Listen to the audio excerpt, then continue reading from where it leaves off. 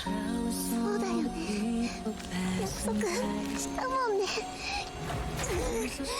一緒にこの完璧じゃない世界を私たちの望み通り変えてみせる。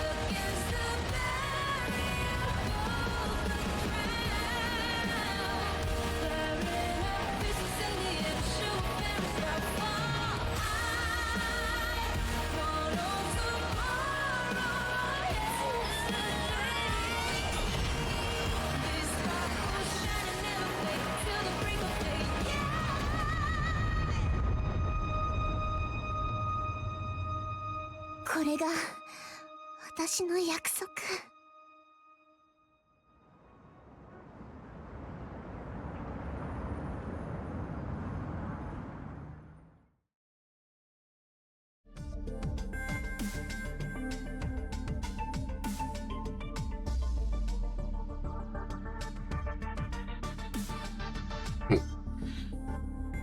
Meteoric salvation.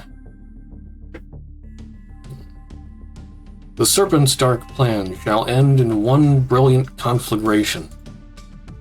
The girl was the only one who knew the secrets, and she gave chase to the fallen star.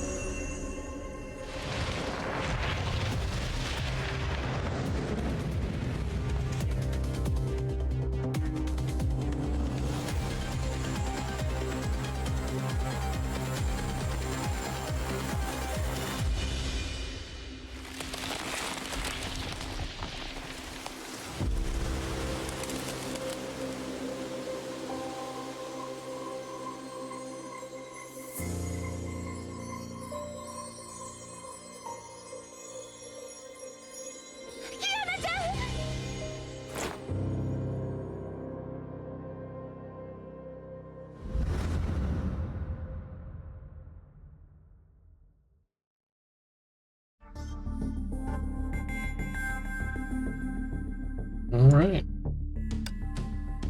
So that's chapter 14.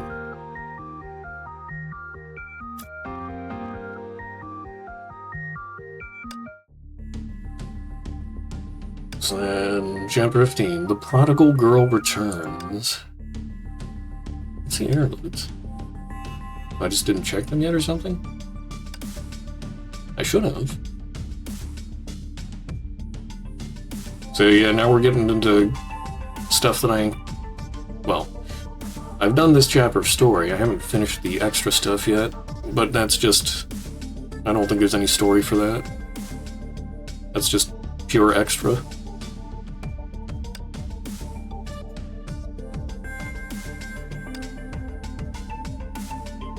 Alright. Chapter 15, Act 1, Before Dawn.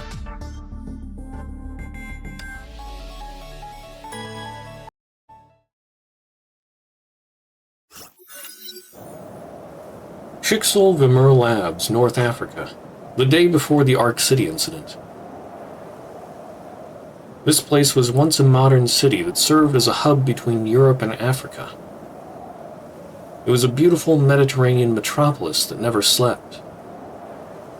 And then a single Honkai eruption transformed it into a dead city in the middle of a lifeless desert. Yet it was for these reasons that the city became Chixel's ideal testing ground.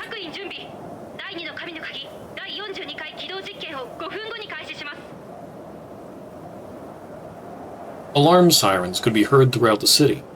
The countdown was broadcast at every corner. When the countdown reached 0, a cannon in the heart of the city roared and shook every grain of sand. A giant pillar of light shot up to the sky. The beam seemed powerful enough to cleave the world in two.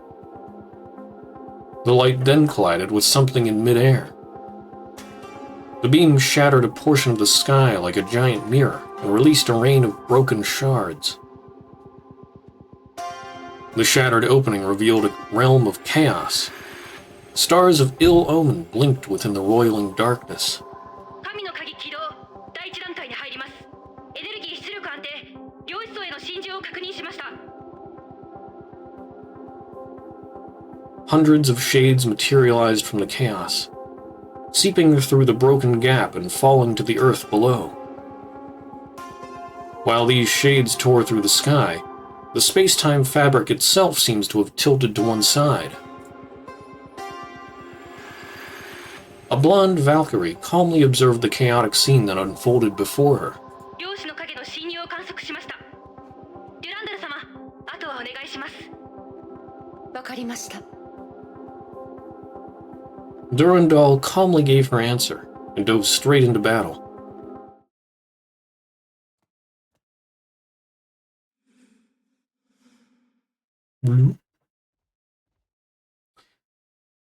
That's a fair number of dudes. 前方、量子の影の接近。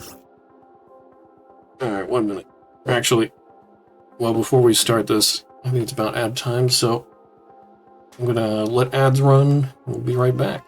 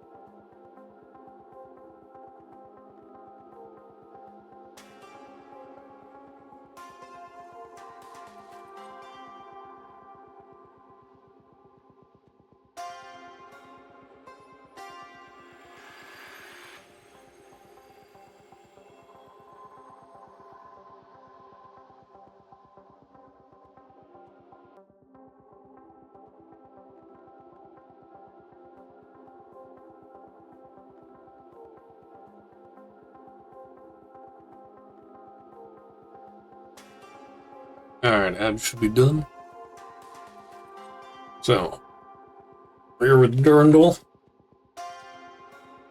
They've opened some kind of portal. There's a whole bunch of Honkai beasts. 了解です。 Other quantum shadows, so. Help! Help! Ah.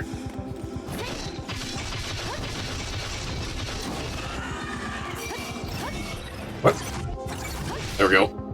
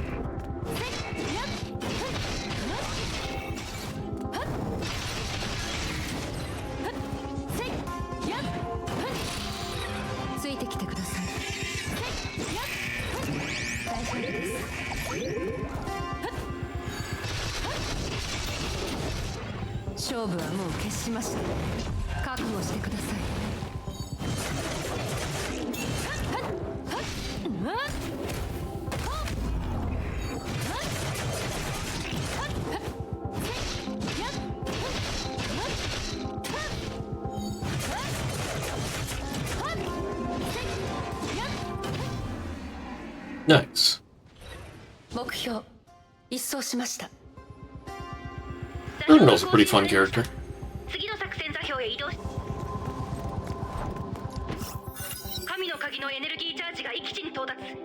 空間位置は両室を突破。実験は第2段階に入ります。座標の観測を開始します。デュランダル様、実験は次の段階に入ります。指示が出るまで待機していてください。 Having observed the test many times, Durandal knew the protocols like the back of her hand. 10 Hyperion-class Honkai reactors ran at maximum capacity beneath the city. These reactors powered the second key to breach the space-time barrier and create a tunnel to the Sea of Quanta. But unstable quantum interference, or interface, would cause quantum shadows to materialize in the local dimension. Durandal's mission was to defend the Divine Key and defeat the invading shadows. But the Sea of Quanta was not the objective of these experiments. Reaching the operational threshold of the Divine Key made Stage 2 possible.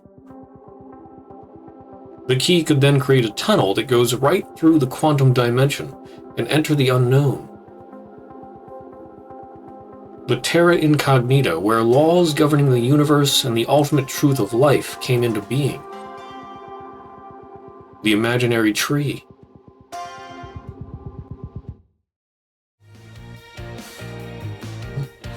Okay, so I didn't realize, but I guess this is the first place we hear about the imaginary tree.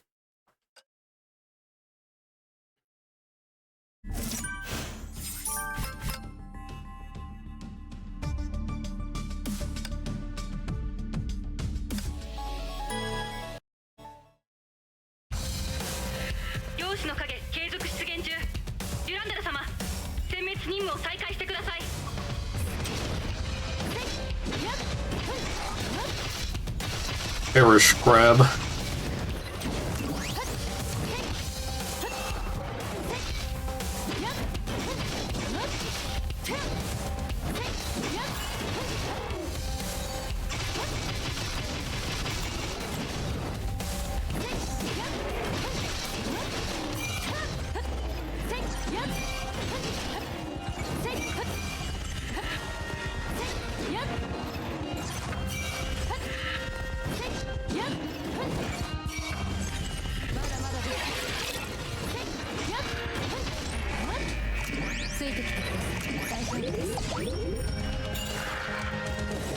Oh, didn't dodge in time. Oh, but they still went vulnerable.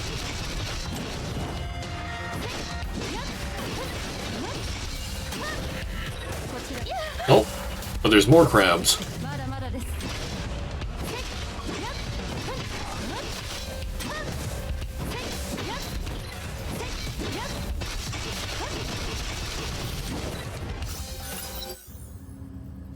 Meanwhile, at Shixel HQ... Freaking Otto. Otto's eyes followed the rapidly changing datasheets displayed on the lab's monitors. The data was streamed from the African base and provided information about the firing of the Divine Key. Otto's lab was equipped with the most advanced Solium computers. Even then, finding useful hints from the astronomical volumes of data was near impossible.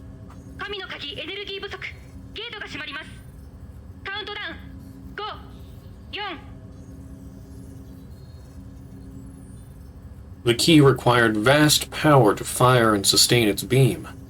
Otto had less than a minute to make his observations. He must make sure that every moment counts. 3、2、1、ゲートが閉まりました。実験終了です。 The massive data stream ground to a halt. Otto waited for his computers to generate a result. Vast amounts of resources were poured into this project because the Overseer needs a few numbers. Numbers that he has always been looking for. Numbers that he has yet to find. 観測結果の計算が終わりました。観測したノード数は1億8694万。目標ノードまでの距離偏差値は54です。54。微々たる進捗だ。 Otto's voice gave no hint of frustration. He understood the difficulties of these tests. He had less than a minute to observe a near infinity of targets. According to his calculations, the tunnel must be kept open for at least 80,000 hours to find a probable answer. He was not interested in the false realities offered by the bubble universes. He must speed things up. A more efficient method for firing the Divine Key must be found. This remained the only way to fulfill his wish before the Honkai destroys human civilization. やはり空の律者の力が必要だ。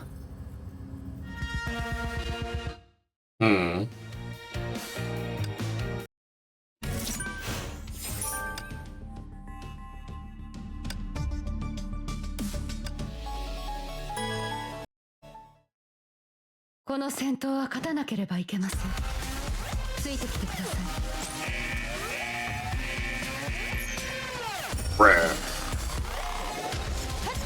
Oh. ついてきてください。 There we go.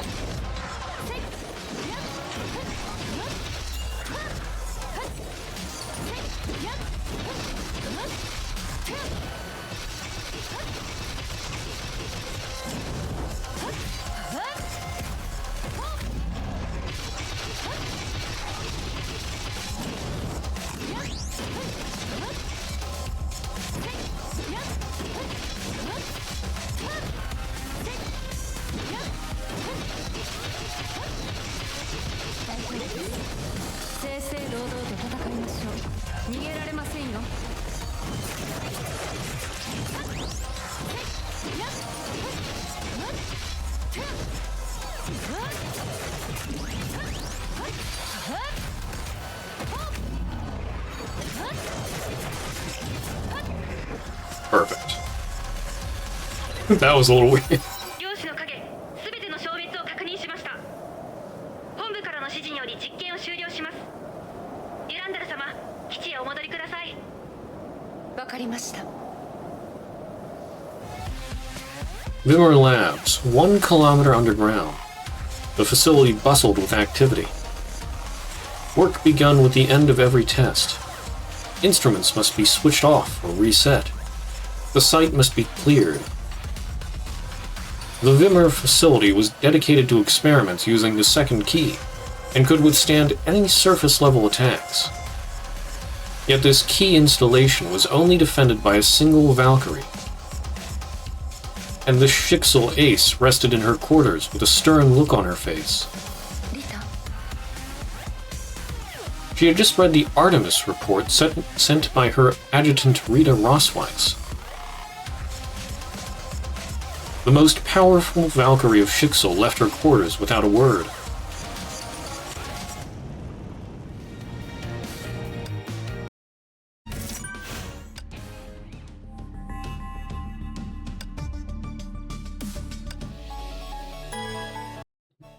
hour with May. 3 hours later. The night sky lit up and illuminated the entirety of Ark City. The residents looked upon this with wonder. They would never know that they had just escaped the clutches of death. Nor would they notice the savior of the city plunging lifelessly through the clouds. No one noticed, except for one. May dashed across the city's skylines. Oh, okay. Enemy mechs closed in from all sides. May could not afford to slow down.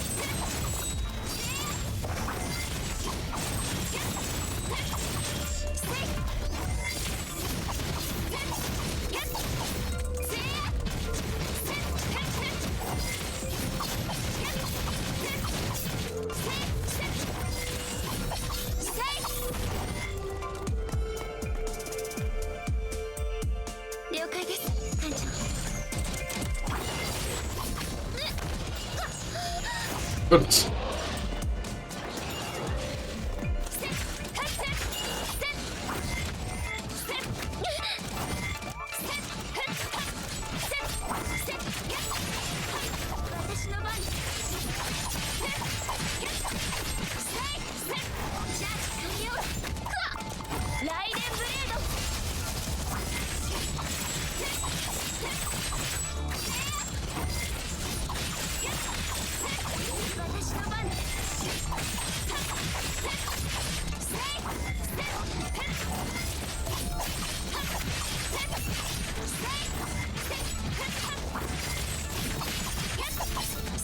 Nice.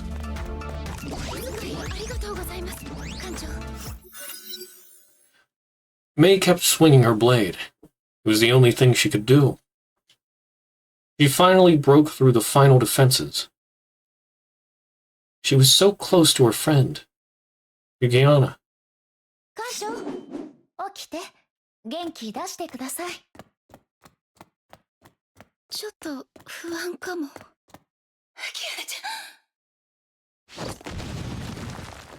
Sup?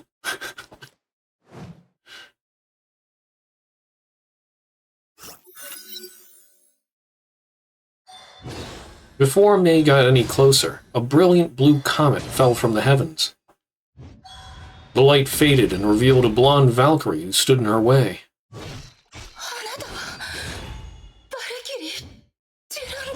Am I being attacked in the background? It would... She's attacking me in the background. What was that?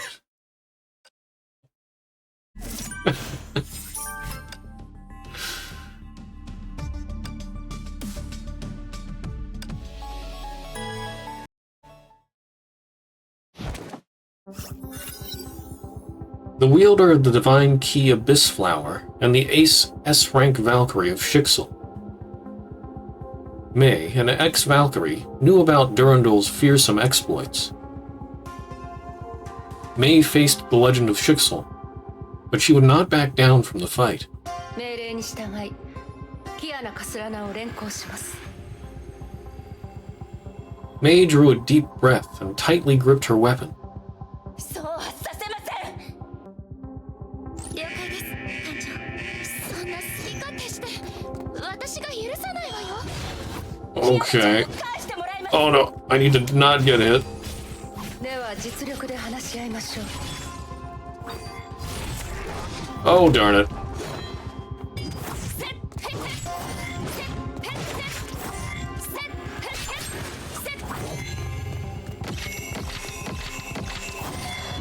Oh! Whoa! Please.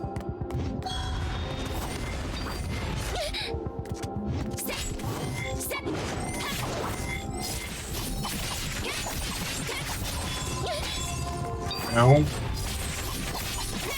That's right, she can counter, can't she?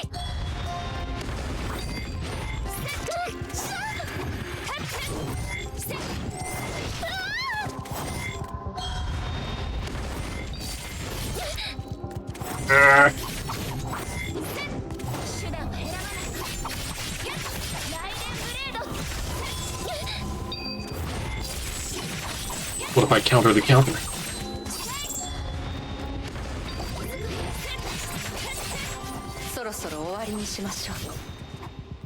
Oh.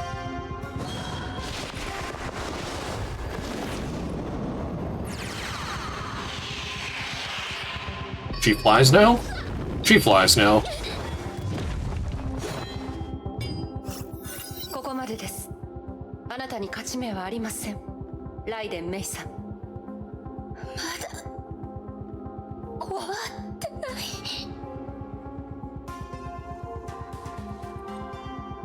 キアナちゃんは渡しません。いい目ですね。でも今のあなたにはまだその意志に見合う力がありません。 Durandal leaped into the sky with Kiana, leaving a bright afterburner trail behind her. The glowing trail soon disappeared. May realized that she was left alone on the empty street. May gave chase and ran as fast as she could and tried to push herself beyond her limit. But however hard she tried, she fell further and further behind the trail of light. She exhausted every last bit of her strength and was forced to stop.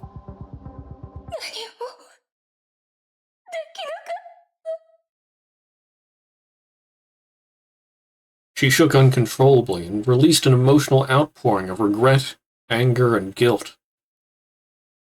The ease with which Durandal brushed her aside and spoke of the fight cut like a knife to her heart. The act of recalling that fight made it worse. Her best friend was taken, robbed with such terrifying ease. But May could not forget this.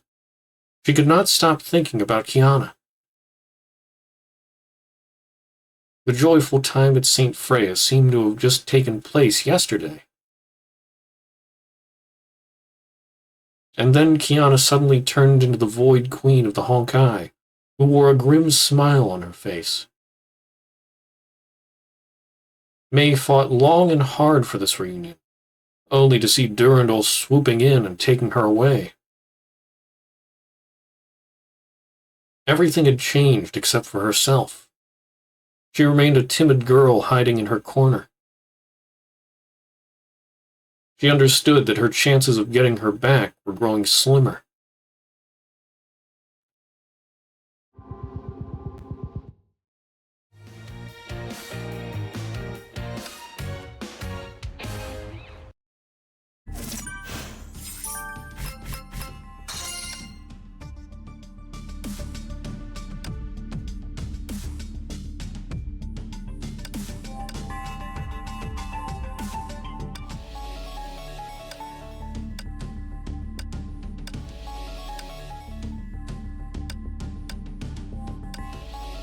I think I just did 5, so then 6. 信頼していただき Okay, so Rita just fought that... what was it? Heliopolis Life Sciences, Arc City. Rita stood amidst the wreckage. She just learned that Durandal responded to her request for help. That thought alone comforted her.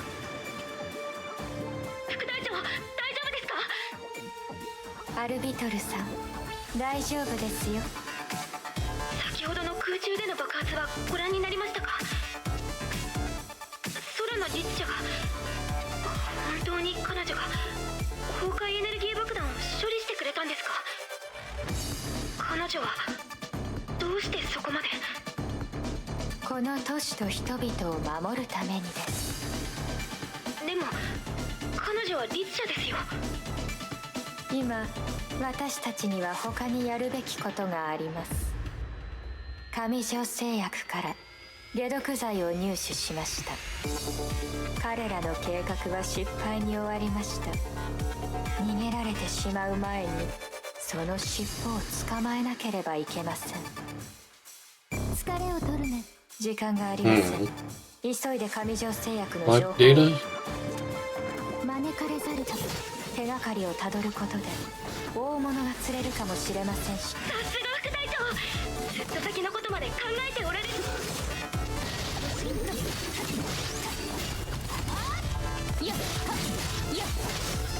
警備システムがダウンしています。ハッキングが。上条製薬のシステムが破壊されていますね。どうやら証拠を消す。まだ危険から脱していませんよ。目標が姿を現しました。お目覚めを、競争の主よ。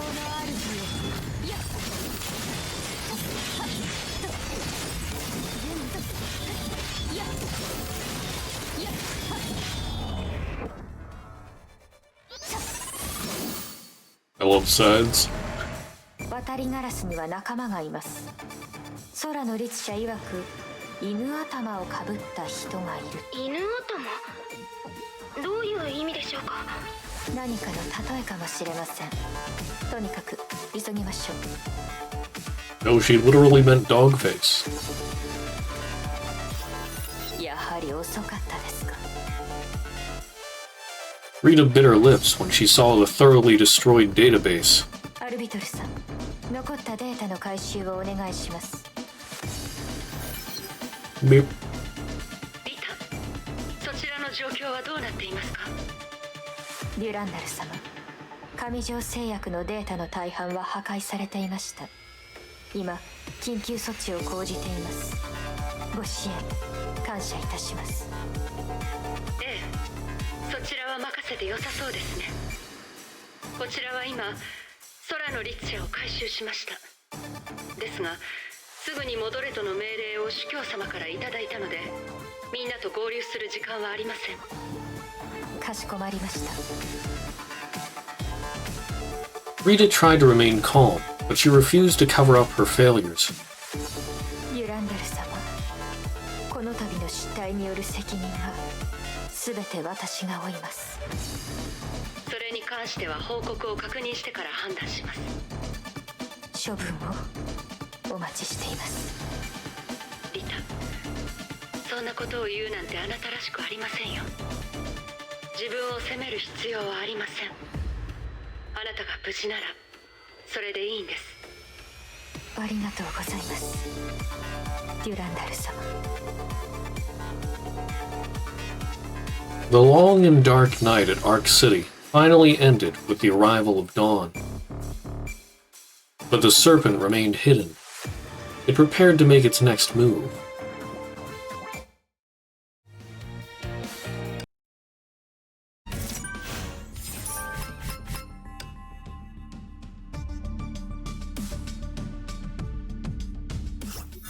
私どうなったの？体が重い。 She could not see, hear, or smell anything. She reached around and felt nothing.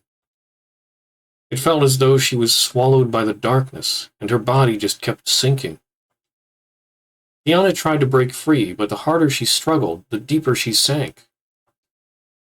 She wanted to scream for help, but no voice made its way out of her lungs. She finally saw a beam erupting from the depths of this abyss. Kiana tried to move herself closer to this beam. The beam grew brighter.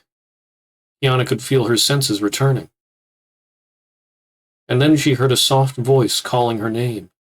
Kiana-chan. Kiana-chan.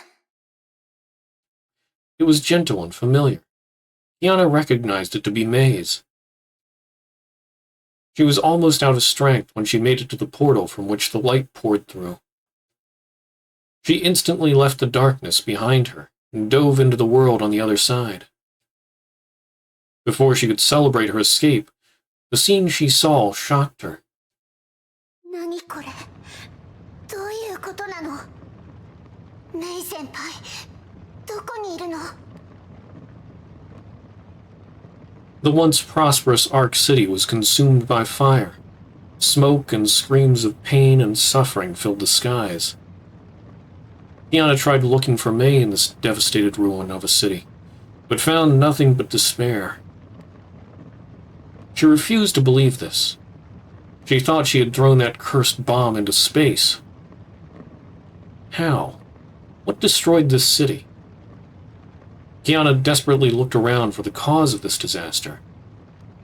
She suddenly noticed her trembling hands. Her own hands. The hands of the Hersher of the Void. 違う、そうじゃない。メイ先輩、信じて。私はちゃんと。違うの。違う。メイ先輩。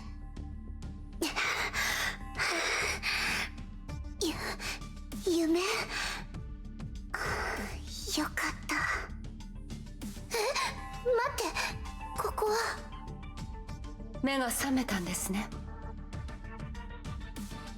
Kiana's body tensed at once. She did not know this voice. あんたはデュランダル？はい。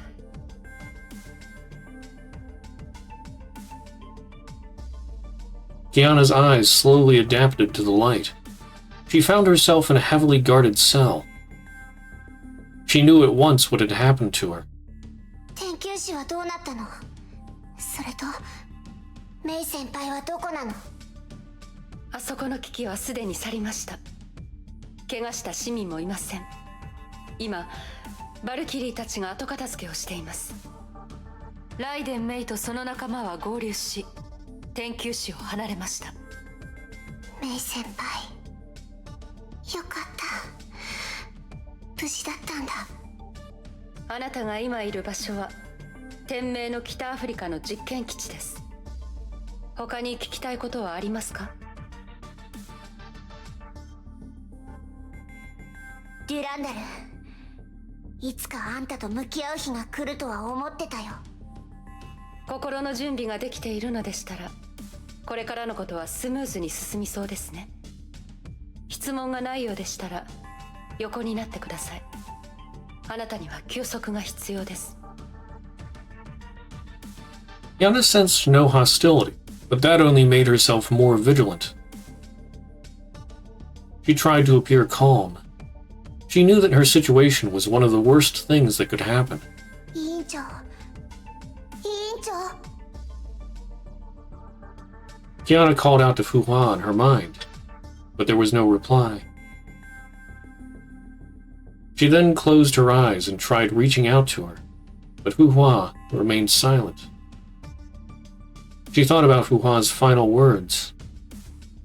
The sense of despair she felt at Ark City loomed over her once again. But she was no longer the helpless Kiana from the past. どうやら頼れるのは自分の力だけみたいだね。空の律者の力を使えば、多分。休息が必要だと言いましたよね。いつの間に。Kiana saw her own panicked expression reflected on those blue eyes. Durandal's glare stifled her escape attempt. この実験室は地表から1000メートルもの深さにあります。逃げられませんよ。気づかれた。なんで？不思議に思う必要はありません。あなたの考えがとても分かりやすいからです。あなたの体は傷だらけで律者コアの侵食を受け続けています。先ほど気絶した時もあなたは崩壊エネルギーを出し続けていました。以前はどうだったか分かりませんが、少なくとも今のあなたはあの力をコントロールできません。ここを出ればあなたは時限爆弾になります。私の言葉が分かったようですね。では何をすべきかも分かるはずです。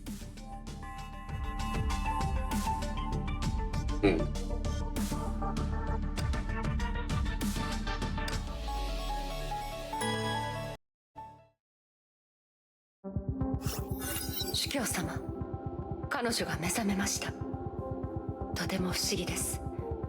律者の力を使い続けていたにもかかわらず、彼女の体内の崩壊エネルギーは増大しています。衛星による天球市上空の観測によれば、あのエンジンが爆発した後に発生した崩壊エネルギーは拡散するどころかきれいに消失していた。空の律者があのエネルギーを吸収したのは明らかだよ。彼女は予想通りに成長している。本題に戻ろう。彼女が目覚めたのなら早速実験の開始だ。今からですか？少し早すぎる気もしますが、今の彼女はまだ天命に強い敵意を抱いています。あれらのことを経験した後の彼女に天命を信用させる方法が残っているとは思えないよ。Understatement of the year. 逆に今の彼女の状態なら僕の望んだ力を見せてくれると思うが。さあ、実験を開始しよう。君ならうまくやってくれると信じているよ。君のやり方でね。承知しました。Private quarters. Kiana stared at the salad. For the first time in her life, she lacked an appetite for food.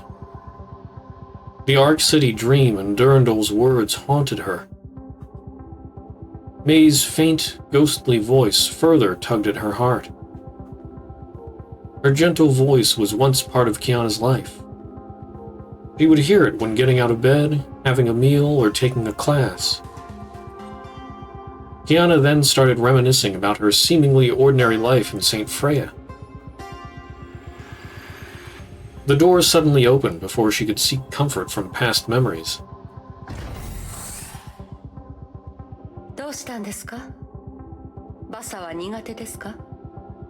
魚は好きじゃない。骨があるから。昔は骨を取ってくれる人がいたんだけど。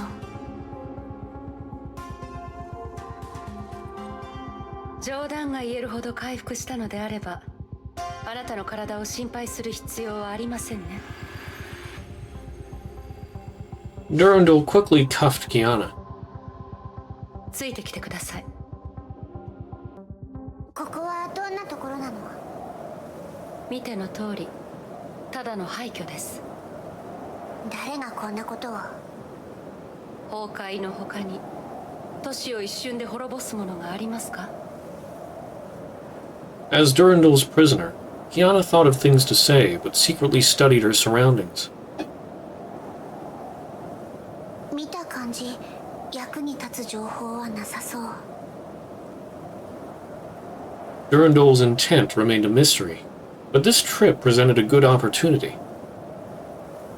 Kiana focused on the dimensional fissures nearby that are visible only to the Hersher of the Void.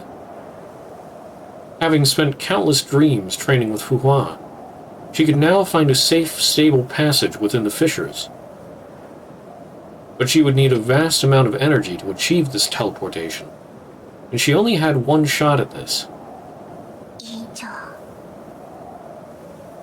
Kiana thought about Fuhua again, but her guiding voice was nowhere to be found. Now that she was recaptured by Shixel, what would happen to Fuhua within her mind? Kiana gave that no further thought. She knew she had to escape. A sudden gust of wind created a dust cloud that separated the guard from her prisoner. Kiana seized the moment. She concentrated energy within the invisible dimension and tore the space apart like paper.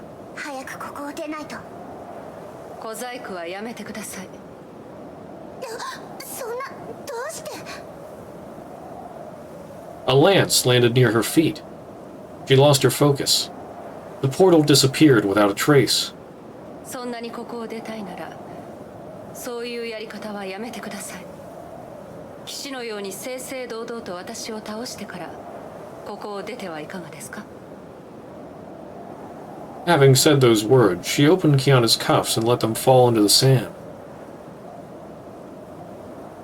避けては通れないみたいだね。わかった。望み通りにしてあげるよ。Okay. Oh, that's a great start. Oh.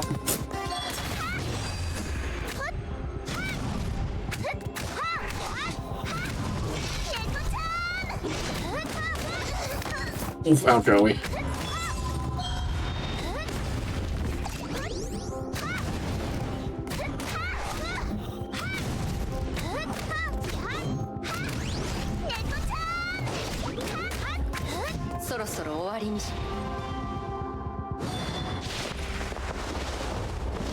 Uh-oh.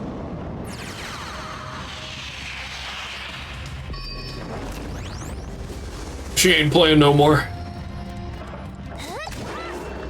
She summoned her stand.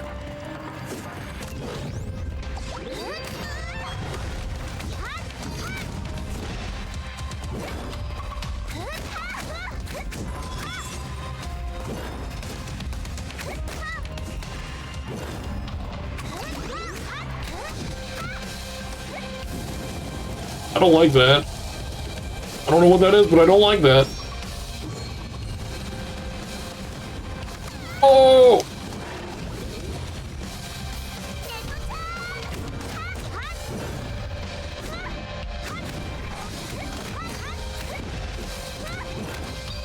Oh, that's gonna leave a mark.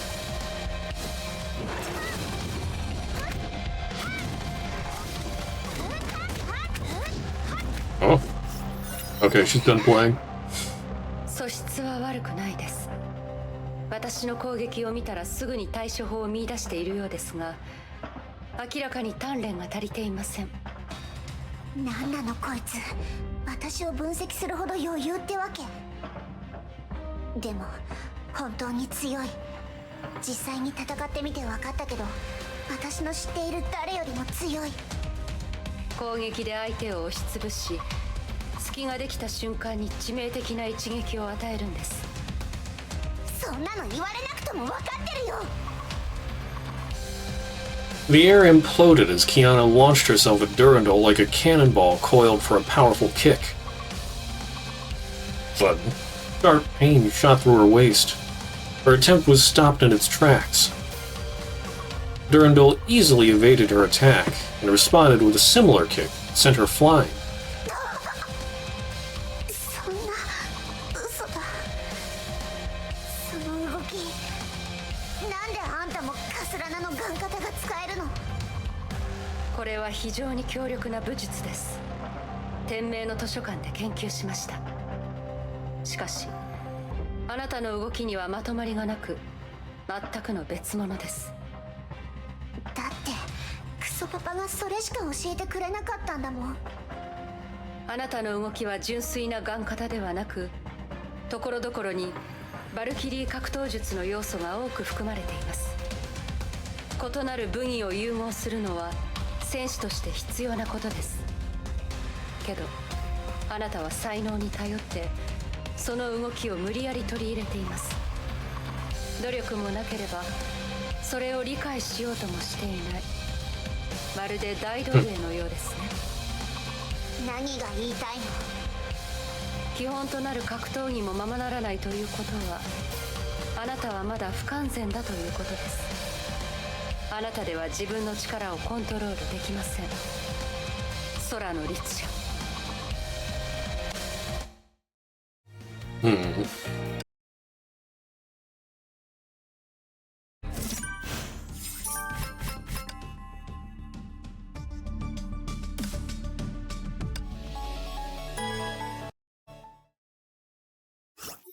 あなたでは自分の力をコントロールできません。空の律者。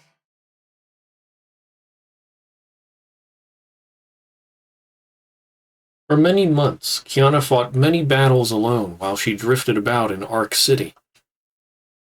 But Kiana felt this battle was different.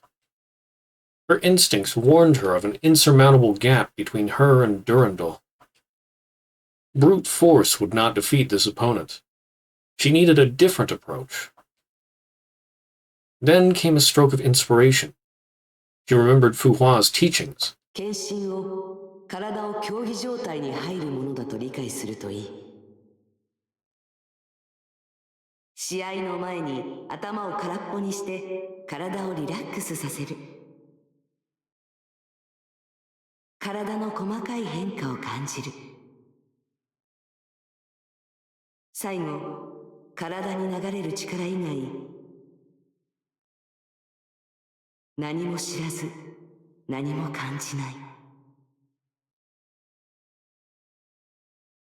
Kiana gradually let go of herself. She paid no heed to who, why, or where she was fighting. Months of oniric training and life-or-death situations culminated in this very moment. モーネを断ち、呼吸を落ち着かせる。何も知らず、何も感じない。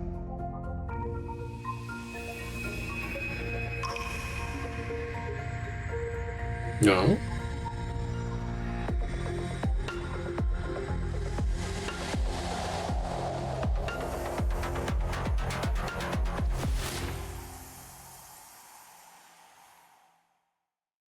Oh. 退去剣気ですね。なるほど。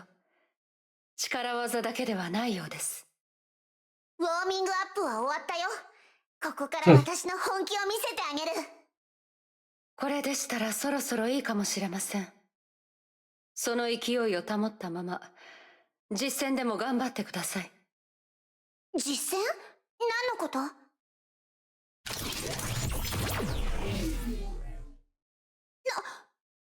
れ？あなたの相手は、それらです。何を言ってるの？私たちの戦いはまだ終わってないよ。すみません。これからのテストこそが私の仕事です。全力でそれらを倒して、生き残ってください。Okay.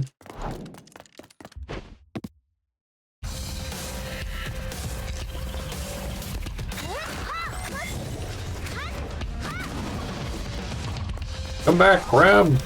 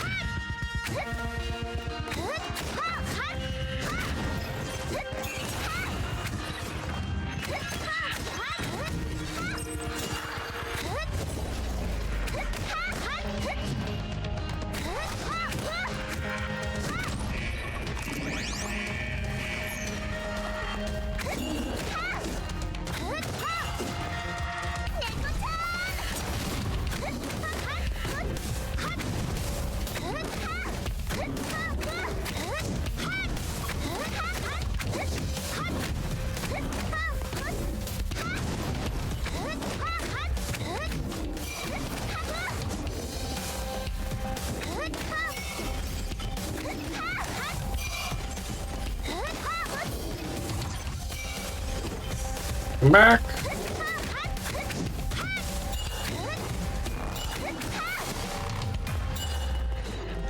Okay, I need to dodge you so you can actually take damage.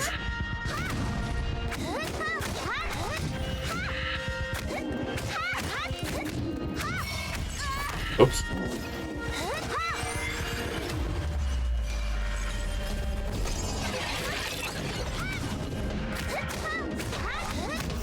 There we go. 倒せたと思ったらまた出てくるなんて天球士の虫よりもしつこい。このまま戦っても無駄に力を消耗するだけ。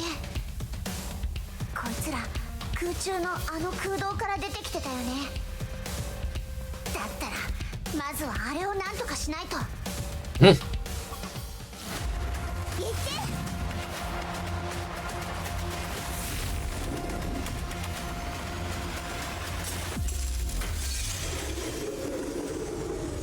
Oh, is that what they wanted?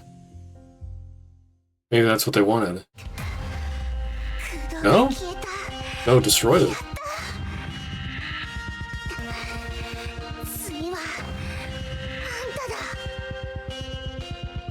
An exhausted Kiana crumpled to the ground.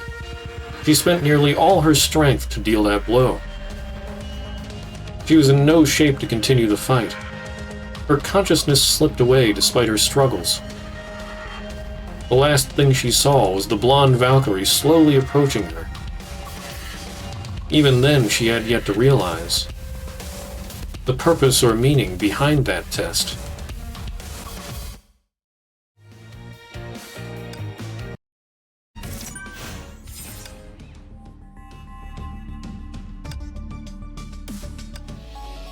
I wonder if it's that she didn't try to run away?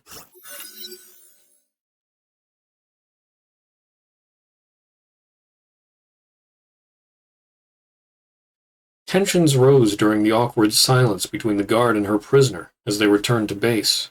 嘘つき。私が勝ったら逃がしてくれるって言ってたのに。あなたは漁師の影を倒しただけです。私たちの勝負はまだついてません。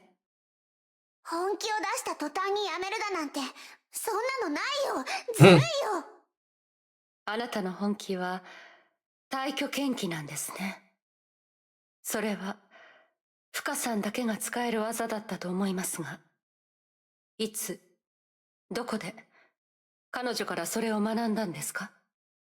その質問には答えたくない。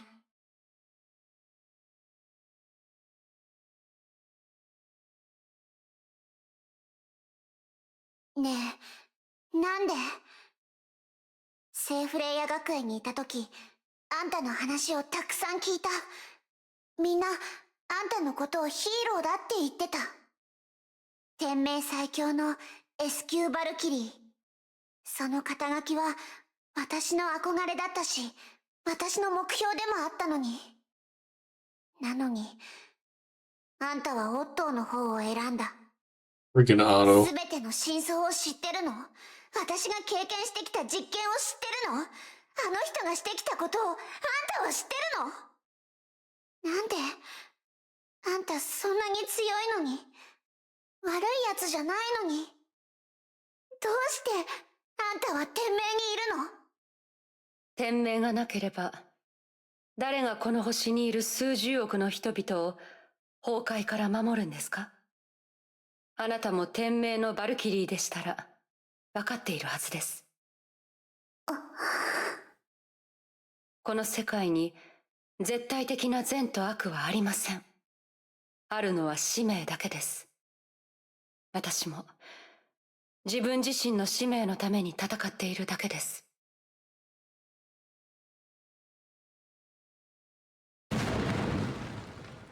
Oh, snap. Alarms went off as surface-level explosions sent deep rumblings to the underground facility. デュランダル様、基地が襲撃を受けました。ヨルムンガードの機構部隊です。Uh-oh, Spaghetti-O.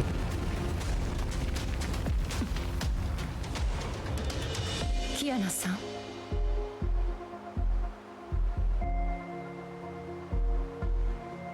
逃げられましたか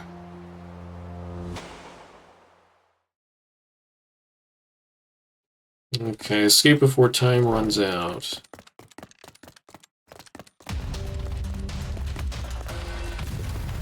Looks like I need to beat these things up first.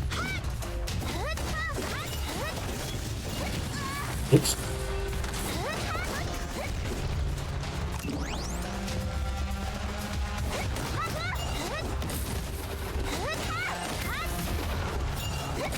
Oh, what the heck? The circle lies!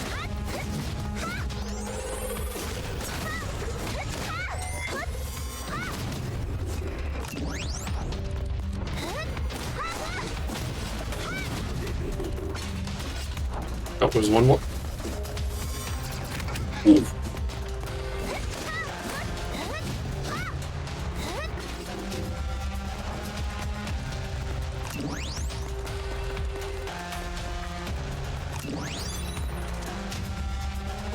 Need something else. I've got a minute!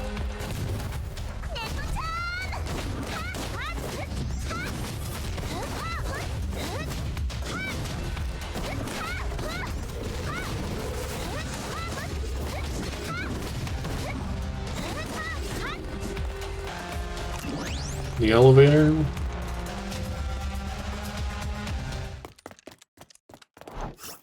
敵の数が思ってたよりもずっと多い。ここは天命の基地だっていうのに、随分と大胆な奴ら。でも、戦線を回避するくらいなら、そんなに難しくないはず。ごめんね、捕まるわけにはいかないの。Just as Kiana stood up and prepared to leave, a distant figure caught her attention. あれは The man seemed to have felt her gaze and raised his head. Though miles apart, she was able to get a clear view of his face. ケビンかすらな。Uh-oh. That's not good. You feel her energy or something?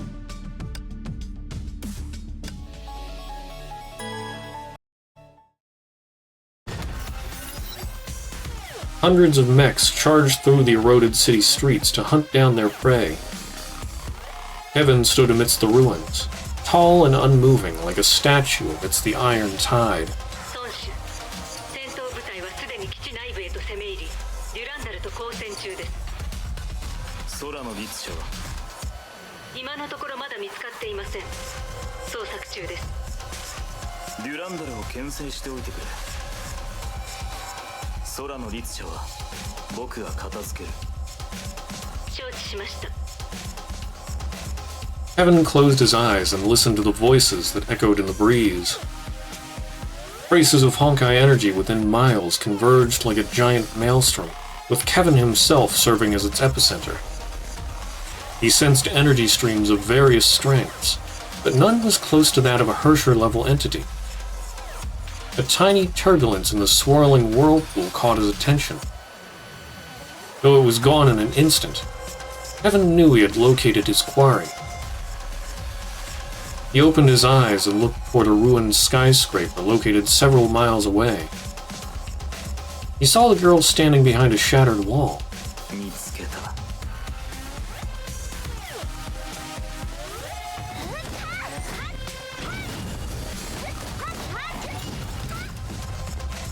Rule initiated.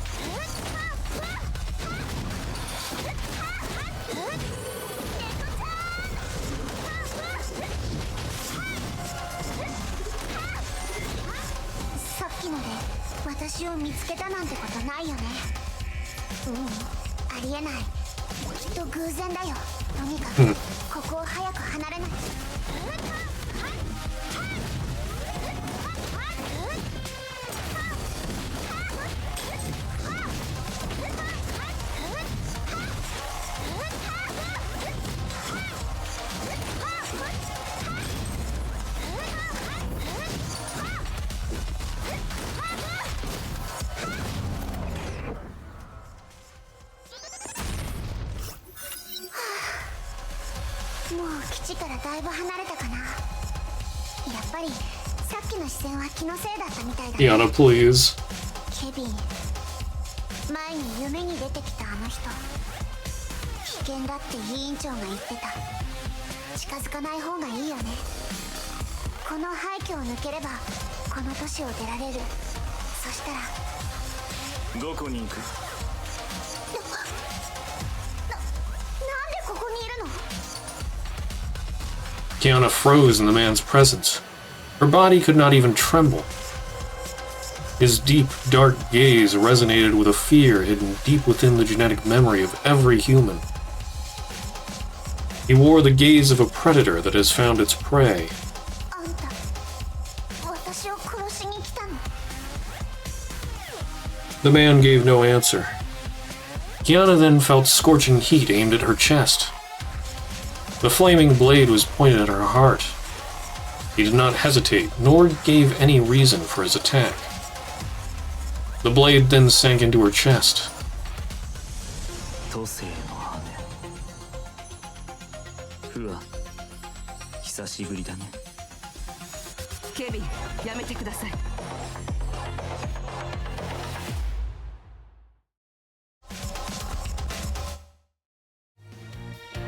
Hmm.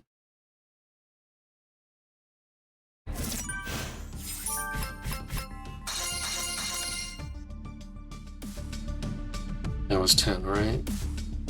Burner. That was 10, right? I think. Okay.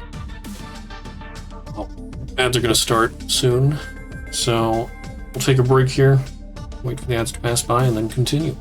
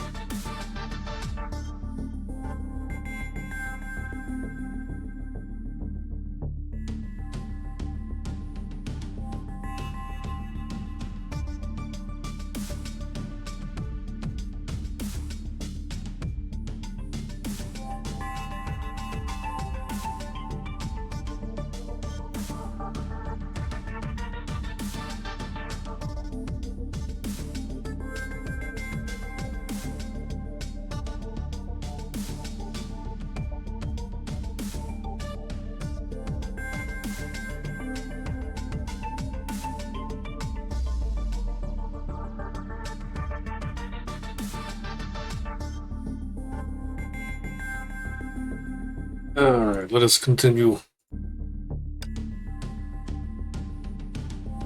Kevin has arrived.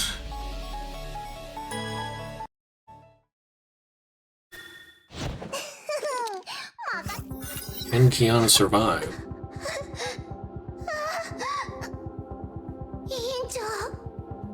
キアナ、言って。振り返らずに。そんな。もう少し一緒にいたかったけど、もうお別れの時が来たみたい。委員長、いや。研究室での約束をまだ覚えてる？あなたが約束してくれたことを。ほら、時間を稼ぐから。今すぐここを離れて。ここで死んだら世界を変えるっていう約束は叶わなくなる。するべきことをする。それがあなたの責任でしょ。委員長。分かった。ごめん。 Kiana closed her eyes and ran away without looking back. The girl soon disappeared into the swirling dust. さようなら、キアナ。フワ、君は変わったよ。そうかもしれません。都政の羽。それは僕の意識に干渉することができないと君も知っているはずだ。Fuhua took a step forward and extended her hand, and became as unmoving as a mountain. His eyes flashed with sudden nostalgia. The warrior had stood beside him in countless battles fought over 50,000 years ago. Previous era was 50,000 years ago. あなたの意識に干渉するつもりはありません。あなたに私が経験してきたことのすべてを。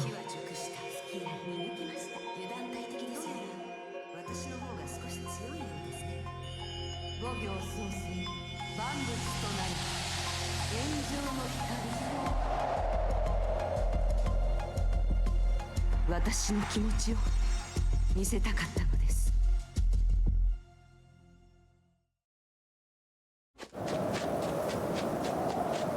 The girl ran across the ruins. Oh, okay. Giant constructs of iron and steel tried to block her way. She vented her anger and frustrations on them.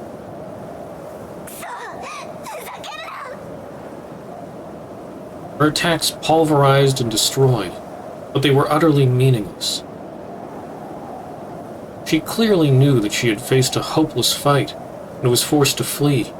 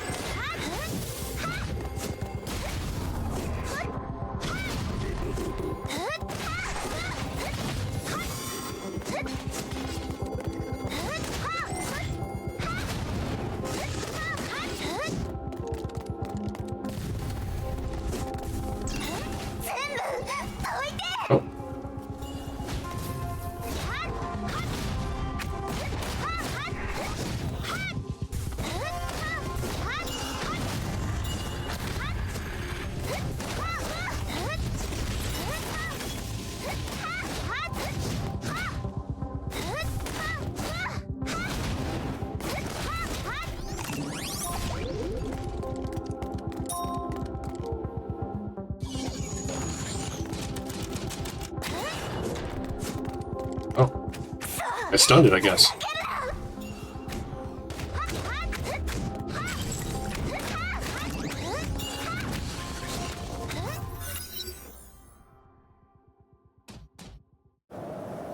The girl gave a furious roar.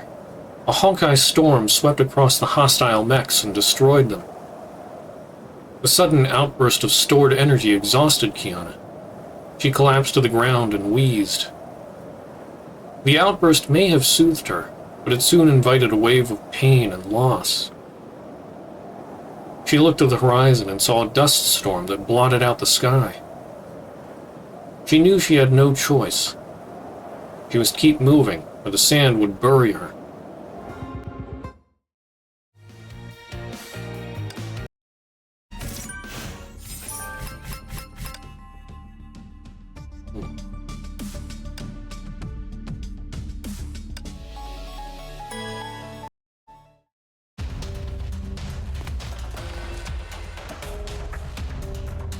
recon system. Enemy force diminished.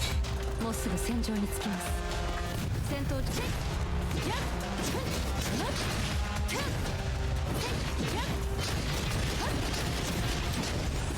まだまだです。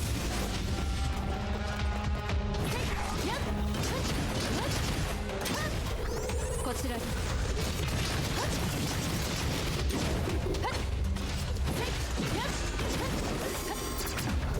ついてきて。こちらです。私が片付けます。全力を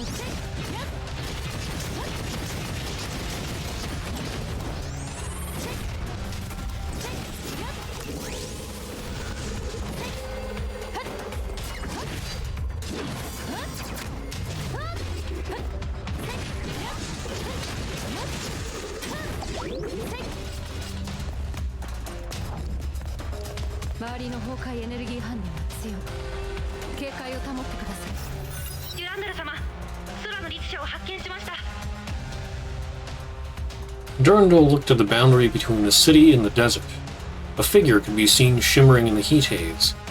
そのまま行かせてください。主教様の指示ですから。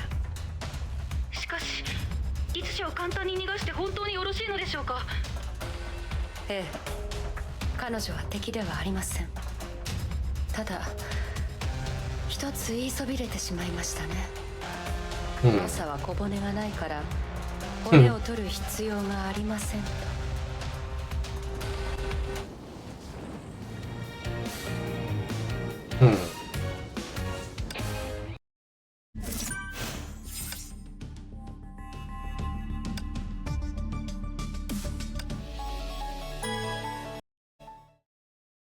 この戦闘は勝たなければいけません。ま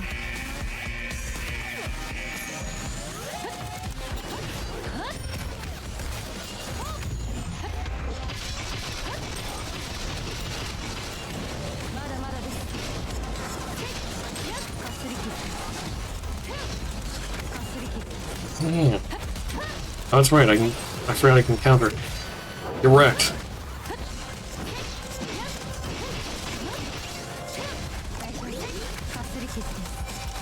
At least I can counter some things.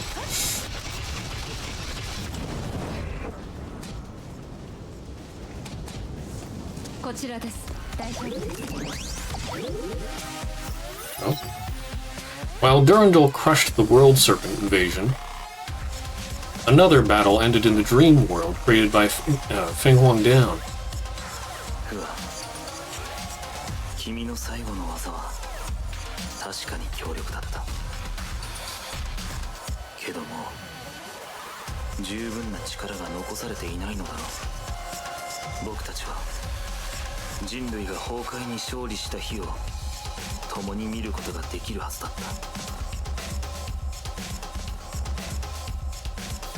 た。君はたくさん頑張った。休息が必要だ。これからのことには手を出さなくていい。僕が僕たちの使命を果たすから。 Kevin touched Fuhua's extinguishing shadow. He opened his hand. An ephemeral feather rested in his palm. The dream world disintegrated at that very moment. Kevin was once again standing in the middle of the dusty ruins. 全てが終わったら君を起こしに来るから。それまでは安心して眠るといい。 So is she not dead? 何があったのですか？友人と昔話をしていただけだ。空の律者は能力を使って逃げました。現在位置は確認できません。デュランダルもそちらに向かっています。いい。まずは彼女から片付けよう。 The blonde Valkyrie suddenly stood before him before he could finish his words. あなたがヨルムンガンドの首領ですね。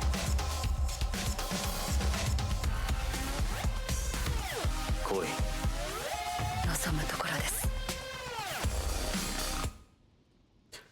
The sandstorm and crashing waves outside the ruined city symbolized the conflict raging within.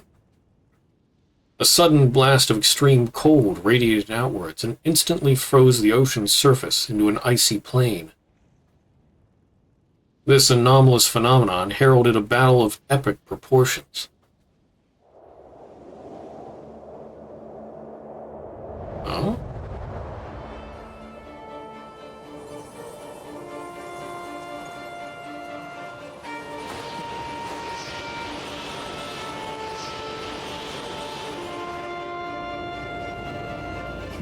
Cinematic. I didn't remember seeing this one.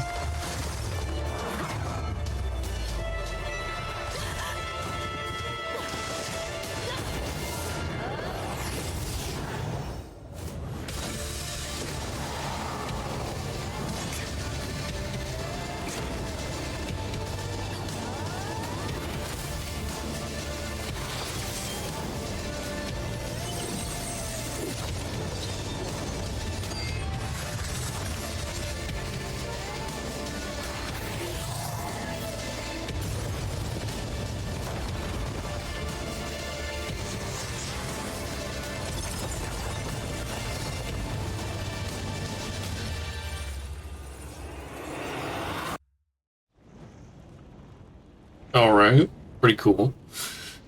The two powers were opposing forces of nature poised to collide in a mighty clash. Only strength can prevail. But just before battle could be joined, a figure calmly stepped into the arena. He was perfectly composed, and treated the scene like a connoisseur, admiring a majestic tapestry. デュランダル、やめるんだ。司教様。ヨルムンガンドの狩猟よ。君は十分に力を見せつけてくれた。僕も相応の礼を返そう。He's freaking Otto. オットー・アポカリプス。天命の元主教だ。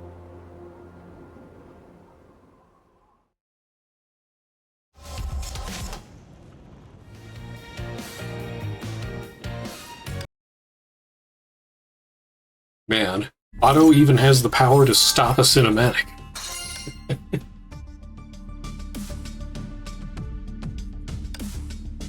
Okay. That's 15. And we'll start chapter 16, and we'll probably get further than I have gotten before.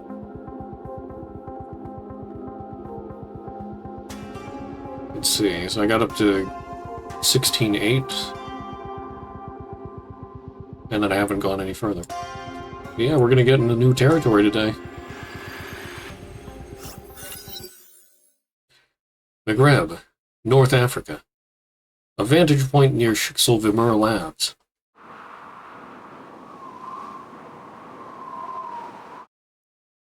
Raven.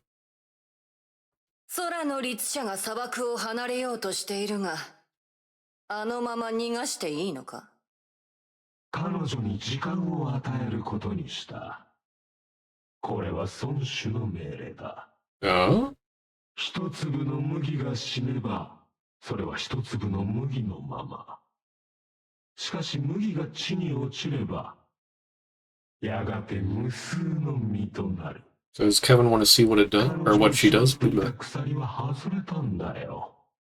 そのうちに秘められた力が芽生え、花を咲かすかは時が証明してくれる。それに、今はもっと重要なことに集中すべきだ。Raven frowned, but agreed, and shifted her focus to the distant ruins via her divine key. She has a divine key? Floating holographic optics adjusted themselves and delivered a clear image to her eye. A strange golden hemisphere covered much of the plaza in the middle of the dead city. The Schicksal Overseer created it using a golden fluid, isolating him and her sire from the rest of the world. やはり信じがたいな。孫子が。She paused shortly, 天命と協力すると決めていたとは。渡りガラス。困惑するのは理解できる。天命司教は純然たる利己主義者。人心を操ることに長け、あらゆるものを利用して目的を果たす。取引にふさわしくない相手だ。しかし、この交渉はうまくいくことを保証しよう。Is this all according to その利 plan? 己主義のおかげで、孫子の手札が無限に近い価値を持つこととなる。もうすぐ、天命という障害は蛇の進む道から消える。孫子の命令ならもちろん従うが、私らの中には天命を憎んでいる者も多い。それはお前も知っているはずだ。今は孫子がどうお考えなのか置いておこう。ほら、来たようだ。ヨルムンガンドの幹部が一堂に会するなんて、めったに見られるものじゃない。そうだろう? Gray Serpent's hollow voice faded away into the dusty wind. Raven suddenly began to hear ghostly voices echoing from every corner of this desert.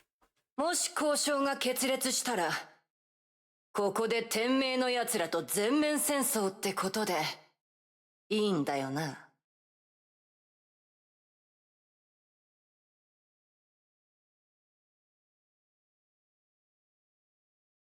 はい、ヘビ。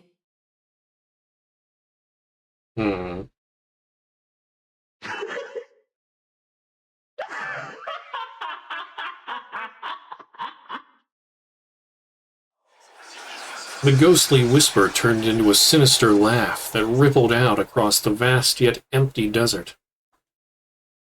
Raven saw the golden half-sphere dissolving slowly. 渡りガラス、武器をしまえ。たった今、孫子の取引は終了した。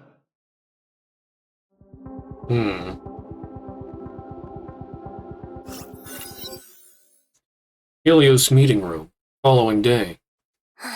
ダメね。これも壊れた。It was a core component to the Raikiri blade just a few hours ago. Tesla sighed and threw it away. That should be May's sword, I think. Tesla disassembled Raikiri and arranged the components neatly before her. 闘神ダメ。ツカダメ。変調回路ダメ。エネルギーゲージもうダメね。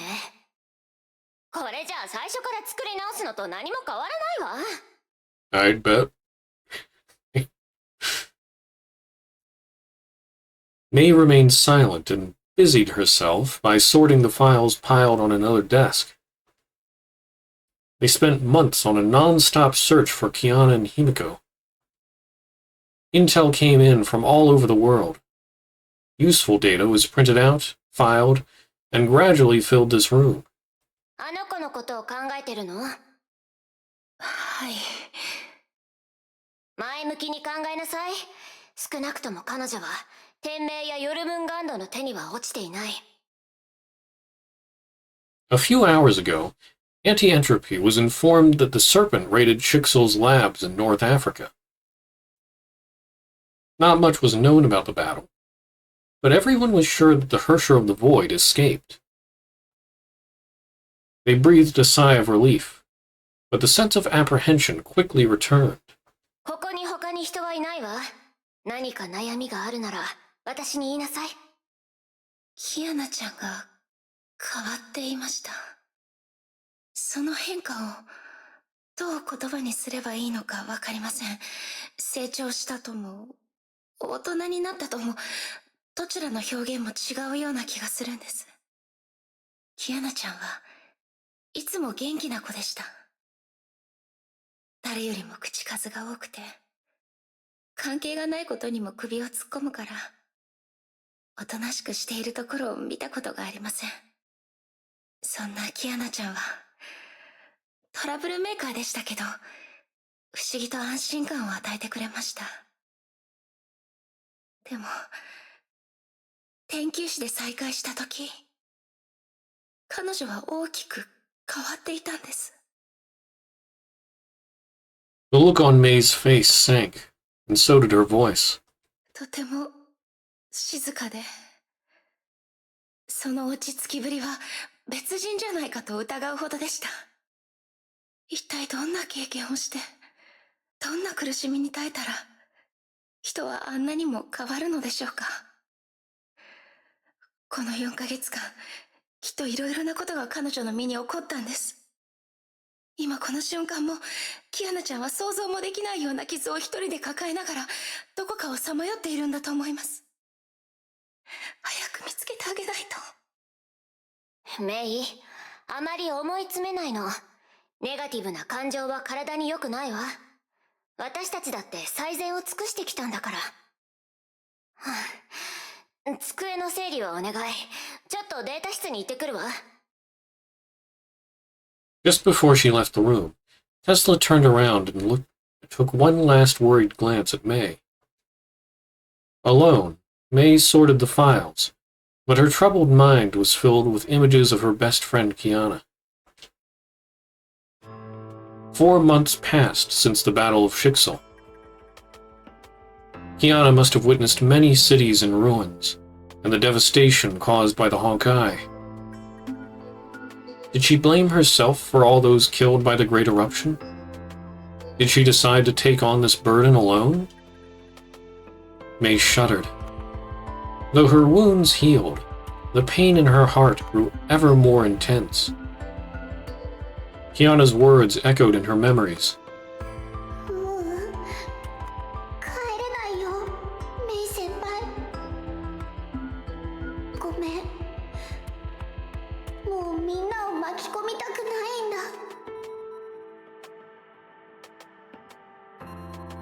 May wanted to forget this, but it was all she had. She felt like a cold, dead stone sinking in an icy, dark lake. For the first time after meeting Kiana, May felt that the girl had become a stranger. メイ、装備を整えて出発の準備をするわよ。テスラ博士、どうしたんですか？キアナを見つけたのよ。Huh?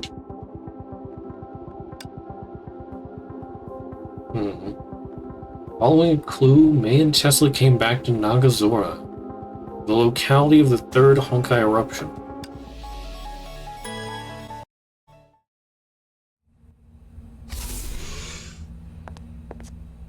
着いたわ。ここが律者の反応があった場所よ。キアナちゃん、どうして長空士に。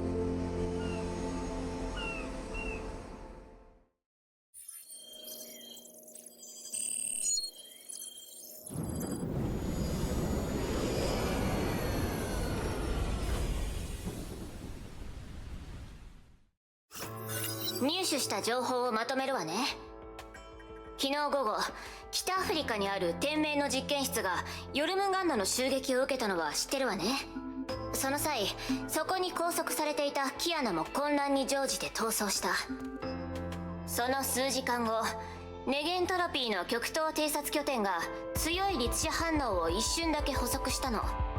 その反応が天球師で入手したサンプルと一致したそうよ。で、それを捕捉した場所が長空市。空の律者の転移能力でそこまで逃げたんですね。ええ、超遠距離転移ね。その後、彼女の反応は消えたわ。偵察拠点からは他の反応を一切捉えることができず、衛星カメラにも情報は残っていない。でも少なくともキアナがそこに現れたのは確かよ。ここに何か手がかりがあるかもしれない。天命側に何か動きは？今はまだないわ。今回は私たちが先手を打てたってことね。ヘリオスの着陸予定地は長空市の東上区にするわ。ここを行動拠点にして調べていきましょう。今の長空市は無人エリアになってるから、人づての情報収集は期待できない。簡易の崩壊エネルギー探知装置を組み立てて彼女の行方を追ってみましょう。それにはまず広い場所を探さないと。 Okay. Find a suitable location for setting up detectors.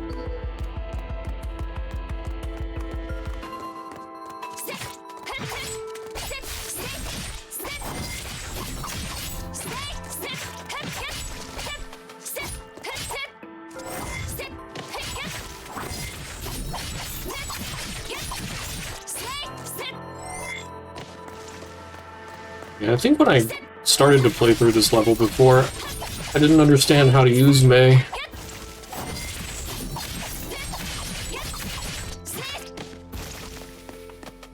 But I have come far in my gaming experience since then.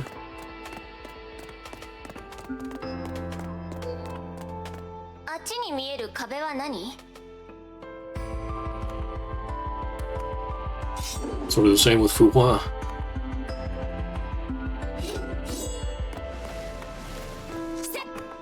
上空の壁です。あれが長空市を東西に分けて極東では有名な歴史的建造物。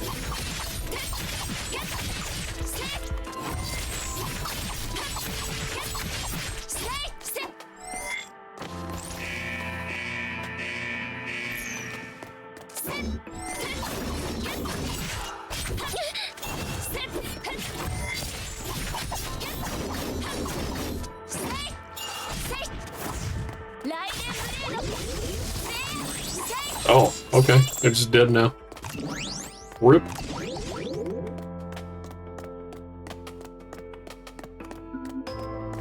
Wait, where am I supposed to go? Go down this way?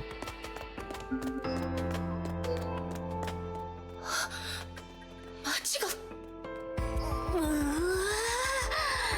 噂には聞いてたけど、いざこの目で見るとやっぱり少し信じられないわ。 I mean, you should have noticed it when you flew here. ここにしましょう。それにしても随分と地形が変わったわね。街は水没してるし、地図が全く使えないわ。 Tesla threw her luggage to the ground and started working on the detector. 長空市の現状は聞いていましたが、実際この目で見ると全部第3次崩壊の余波よ。長空市の中心は窪地になっている上に、ここは港町でもあるわ。崩壊が起こった後、地盤沈下が起こったせいで町全体に海水が流れ込んだのよ。流れてきた海水は崩壊エネルギーにより汚染され、二次災害となった。特に東上区は下流にあったから被害がひどかったそうよ。この光景を見たら、3年前までここに300万人以上の人が暮らしてた大都市だなんて誰も信じないでしょうね。全部第3次崩壊のせい。言っとくけど、あれはメイのせいじゃないわよ。誰のせいであろうと、この都市が失ったものは償えません。3年前、雷の律者として選ばれたのは私です。あの時私がもっと強かったら、崩壊に屈していなかったら、長空市の悲劇はなかったんじゃないかと今でも思うことがあります。今さらそんな話をしても意味がないのは分かっています。ただ今後何かの選択に直面するたびに、この災害のことを思い出せるようにしておきたいんです。これは私が背負わなければいけない責任ですから。キアナちゃんに対しても同じです。できたわ。使えるかどうか確認するわよ。 Tesla had assembled the parts into a strange contraption while they conversed. 長空市の水と大気は崩壊エネルギーで満ちてるわ。キアナを見つけ出すなら、まずは律者エネルギーを選別しないとね。これはまだ新しい技術だから探知可能な範囲が限られてるの。およそ半径3から5キロってとこね。でしたらこの東上区を探すだけでもあと3つは必要ですね。向こうの最上区のことも考えるともっと必要になります。だからすぐに見つかるなんて甘い期待しないで。あれ、見つけた？ A bright red spot popped up on screen and kept blinking. 博士、これは。どれどれ。間違いない。弱いけどこれは確かに律者の反応よ。それに近い。待って、よく見たら私の時計じゃない。Nice. で、これはメイの反応？ああ、忘れるところだったわ。コンキストジェムはなくなったけど、まだ律者エネルギーがわずかに残っているのよね。Yeah, the gem of conquest got taken when Kiana first アイン turned. シュタイン博士の診断書にもそう書かれていました。私だけでなくネゲントロピーの名手も似たような状態だそうです。今はまだ詳しい原因がわからないと言っていました。それにこのエネルギーは自由に使えません。ええ、それはおすすめしないわ。不安定なエネルギーを強制的に使えばきっとメイ自身を傷つけることになる。話を戻すわよ。メイの反応を除いたらここには特に何もなさそうね。次の場所に移動しましょう。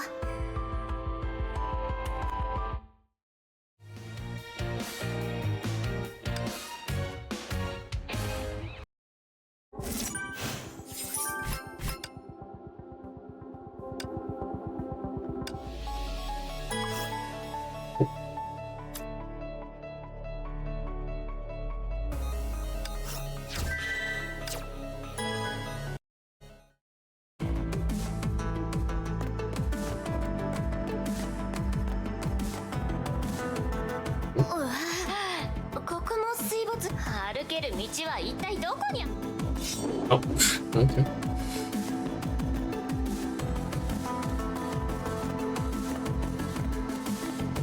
Okay. I'm supposed to explore. Can I go a little faster? I feel like a slug. Hello there. 崩壊獣がまだうろうろしている。この3年間ここから一歩も出ていないの。Yeah.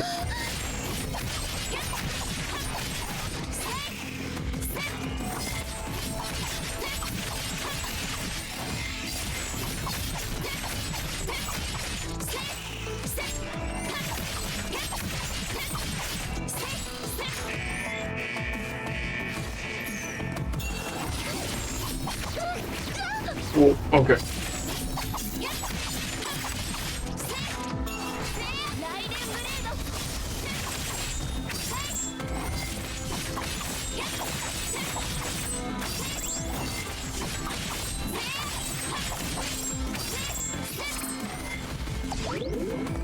Ripping pizza. あ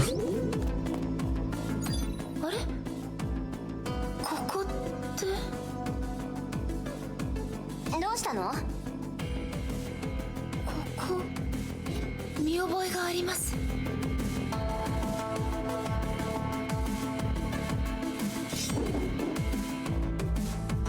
Okay.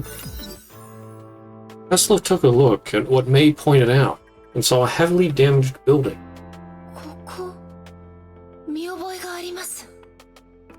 あの大きな穴は私のせいでできたものです。3年前私とキアナちゃん、そしてブローニャちゃんはこの長空市から脱出しようとしていました。そしてここで姫子先生の部隊と遭遇したんです。あの時姫子先生のことを敵だと思って、私たちの間でちょっとした衝突が起こりました。この残骸を見る限り彼女にかなり迷惑をかけたみたいね。はい、あの戦闘で私の体内の律者エネルギーが暴走したんです。それを姫子先生が命がけで抑えてくれました。その後ハイペリオンはドッグに入り、試験段階だった戦艦兵器を壊した上にそれを長空市でなくしたと聞いています。そのせいで姫子先生は危うく本部から処分を受けるところだったそうです。最後は学園長が何とか場を収めてくれたようですが、逃げている間、私はいつ暴走するかもわからない力に恐怖を感じていました。暴走した時は何もかもが終わってしまったと思ったほどです。でも次に目が覚めた時、私は暖かいベッドの中にいました。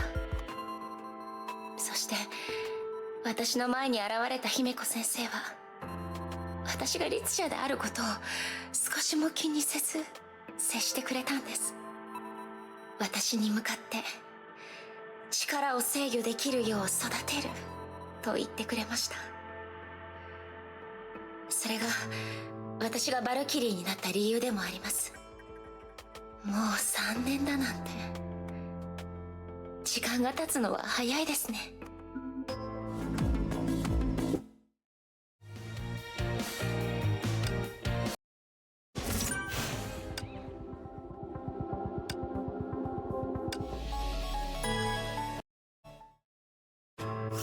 次の探索ポイントにもうすぐ着くわ。都市の中心部に近づくほど歩ける道が少なくなってきますね。歩道橋や街道が全て水没しています。この道がどこにつながっているのかも分かりません。ずっと同じ場所をぐるぐると回っているような気さえしてきます。はあ、今の状態を反映した地図があったらいいのに。弱音を吐いても意味がないわ。手探りで進んでいくわよ。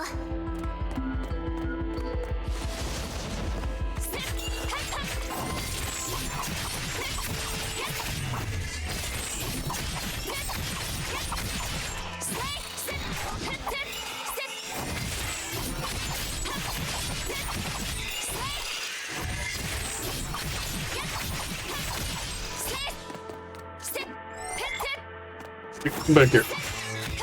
Oh.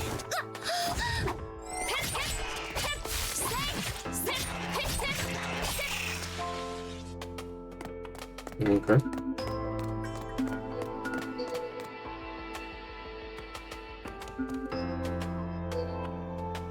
What's that?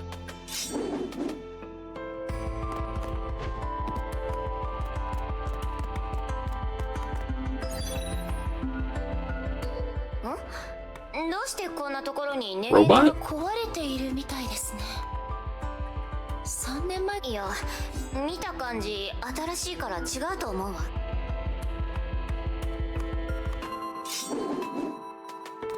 Okay. よし、作業を開始するわよ。The two set up the detector and were disappointed by the lonely red dot that could only come from May. ここでもないみたいですね。待って。Tesla turned off the filter and revealed a cluster of red dots of various sizes. ここに変わった反応があるわね。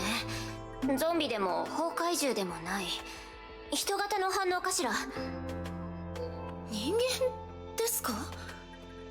長空市にまだ人がいるのですか？行ってみましょう。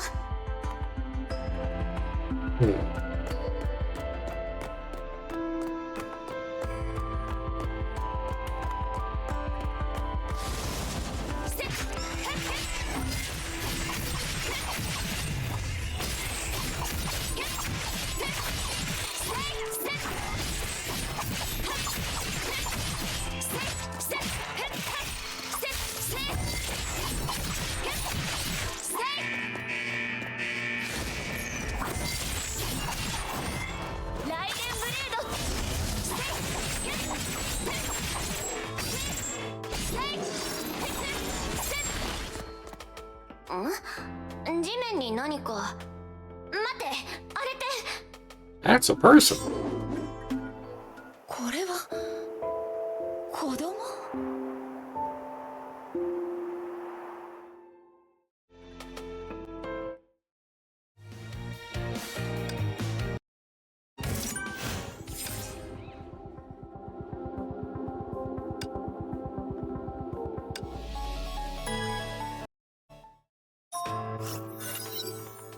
Helios, a few minutes later.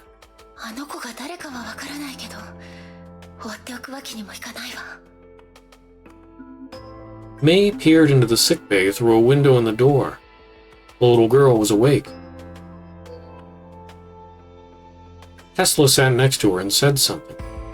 The girl looked nervous but appeared to be listening.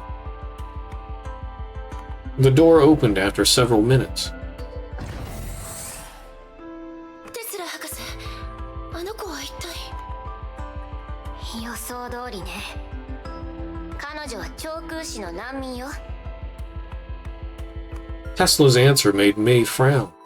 名前はクー。幼い頃から長空士にいて、崩壊発生後はこの東上区に逃げ延びたそうよ。それ以降はずっとここにいる。彼女の他にもあと十数人いるみたい。みんな子供で、一番年上の子でも16歳。彼女たちは廃墟となった長空市で3年も暮らしているわ。そんな。天命が3つの支部を動員して長空市に合同支援を行ったと聞きましたけど、まさかまだ難民が残っていたなんて。当時のことも聞いてみたけど、記憶をなくしているみたい。崩壊発生時のことは何も覚えてないらしいわ。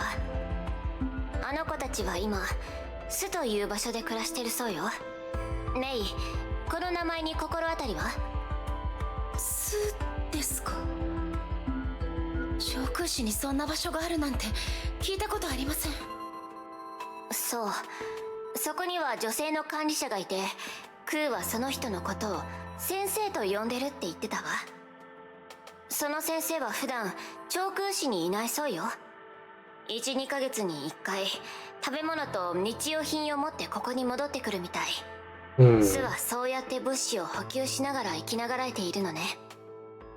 けど自由に長空市を出入りできるなら、どうしてあの子たちをここから連れ出さないのかしら。もともと状況が複雑なのにまた問題が出てくるなんてめちゃくちゃよ。ボス頭の部屋よりめちゃくちゃ。少し考えをまとめたいから、メイ、あの子の相手をお願い。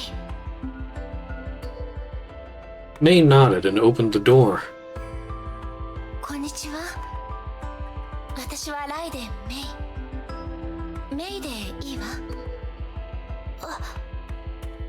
こんにちはです。そんなにかしこまらないで。普通に話していいからね。テスラ博士が教えてくれたわ。あなたの名前はクー。そうよね。うん。みんなからはクーかクーちゃんって呼ばれてる。助けてくれてありがとう。心配しないで。少し傷を負っただけだからすぐ元気になるわ。元気になったらお家に送るからね。そうだ、お腹はどうかな。何か食べる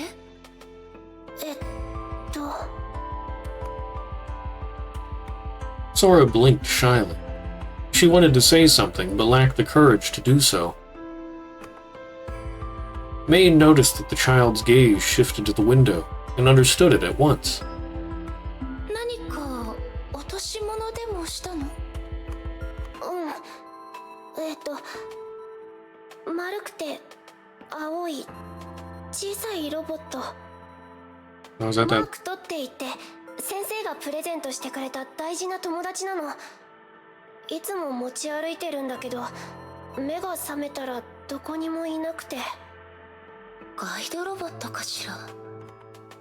どこかで見かけたような気がするけど。Yeah, isn't that the robot we found shortly マークとの before? 頭にはたくさんのデータが入ってて、あの子がいないと何もできないの。わかった。探してくるわ。ありがとう。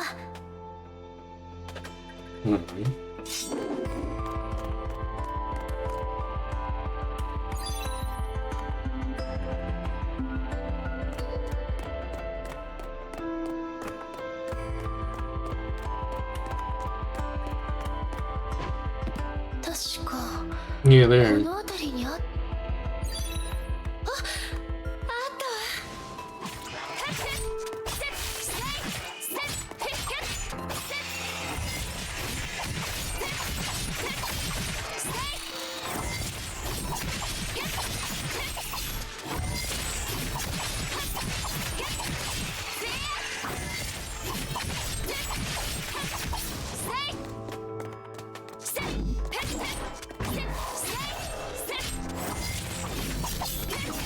How am I banging that one?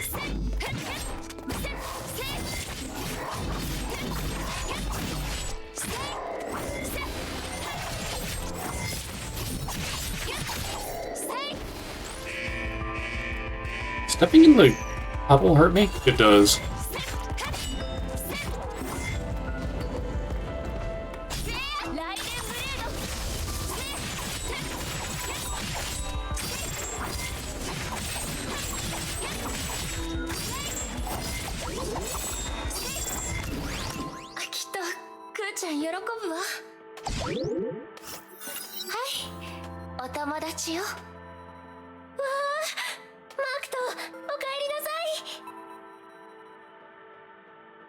Sora cuddled the little robot like a cherished treasure.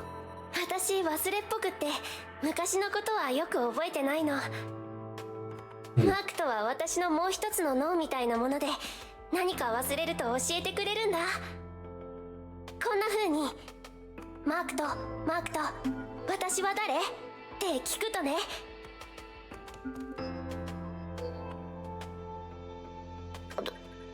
どうして返事しないの？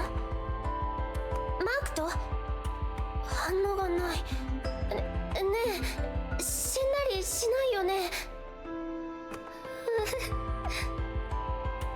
泣かないで。ロボットは死なないから。多分ちょっとした故障よ。テスラ博士なら直せると思うわ。We can rebuild him.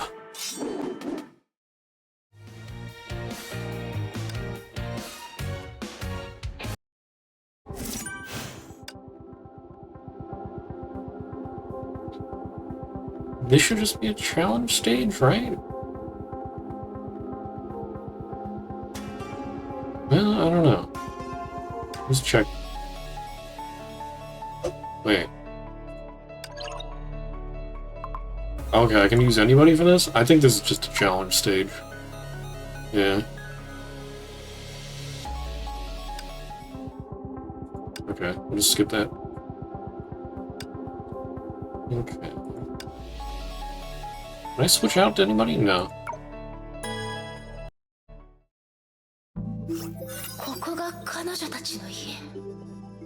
テスラ博士、この建物はビルを中心にして水面から離れた高さに建てられています。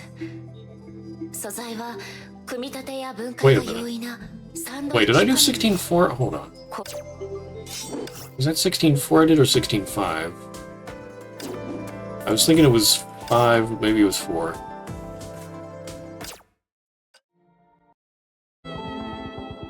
That feels like too much of a skip.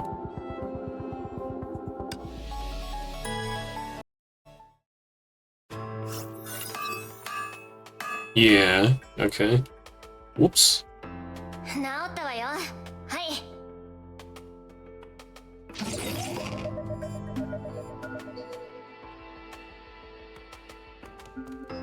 Good morning. マークトが生き返った。Friend. テスラ博士、クーちゃんに巣の場所を聞いたところ、ちょうど最後の探索ポイントに近いようです。クーちゃんの状態も落ち着きましたし、送ったついでに難民のことを調べてみようと思います。ずっと長空市にいるならキアナちゃんに会ったことがあるかもしれませんし。ええ、そうね。分かったわ。出発しましょう。 Okay, find a way to the roost.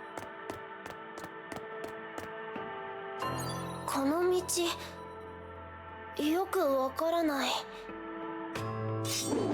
The main road, eh? Go back up here? That doesn't take me nowhere. I can't get across, can I?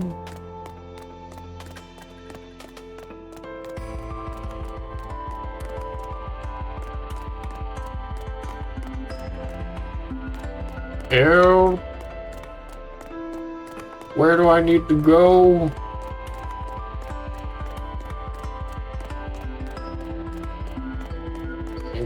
I don't know if this is telling me where to go or just telling me I can go up here. Oh, okay. I see. I guess I just didn't go further. Yeah, far enough in.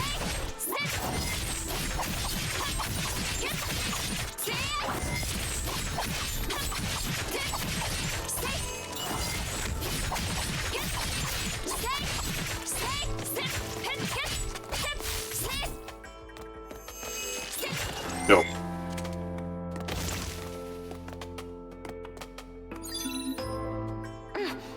ここはわかる。ここはどっちに行けばよかったかな。あ、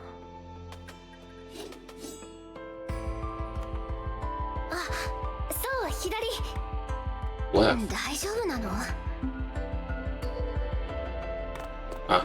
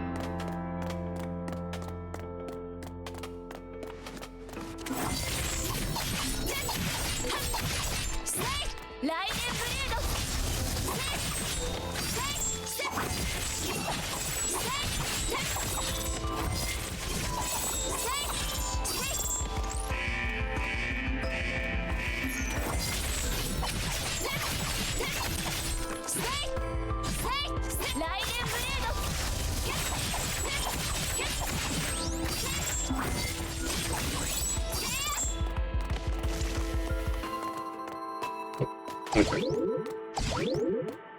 うすぐ着くよ。ここから。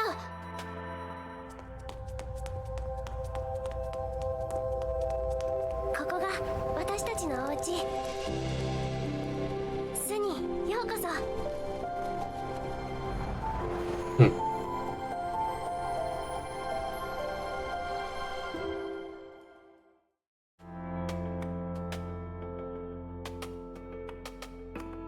Okay.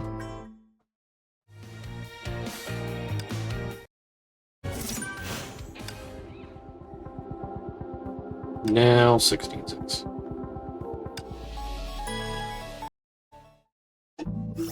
ここが彼女たちの家。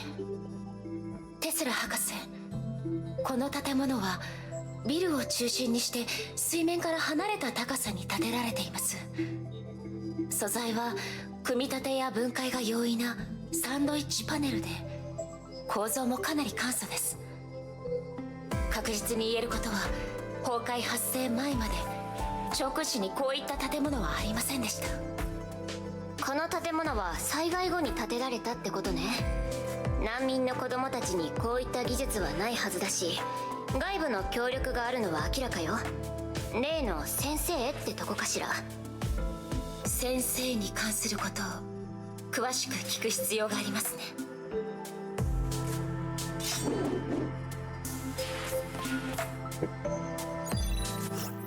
ここまで送ってくれてありがとう。みんなにも言っておいたんだけど、メイたちは私の命の恩人だから、巣はいつでも歓迎するよ。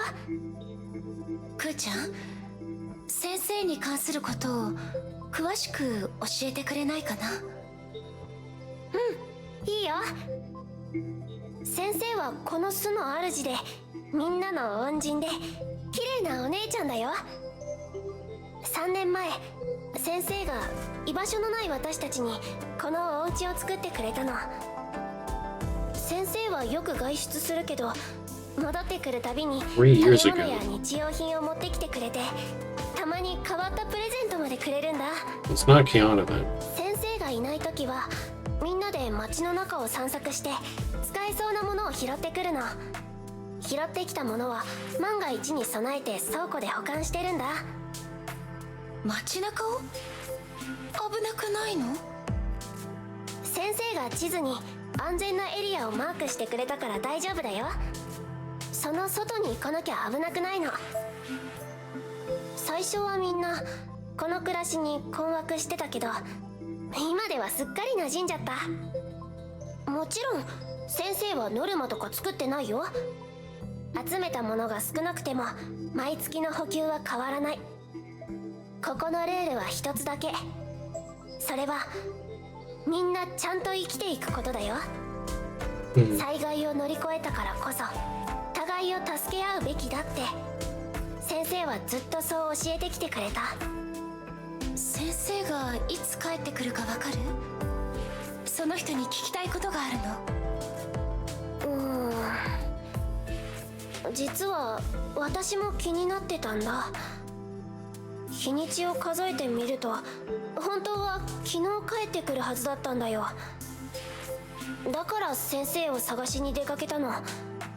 そしたらうっかり安全なエリアから出ちゃって、見たこともない崩壊獣に追われて気づいたら転落してた。なんだか最近の長空詞はおかしい気がする。先生は大丈夫かな？そうだ、先生に聞きたいことって？実はね、今回博士と長空詞に来たのは離れ離れになった友達を探すためなの。話すと長くなるんだけど。May wanted to tell Sora everything, but then decided to skip the details about Hershers. どういうことなの？ずっと長空市にいるあなたたちはキアナちゃんを見かけたりしなかった？私は見てない。きっと先生なら助けになる方法を知ってるかもしれないけど、今はいないから。とりあえず他の人に聞いてみる？ Ask around about Kiana.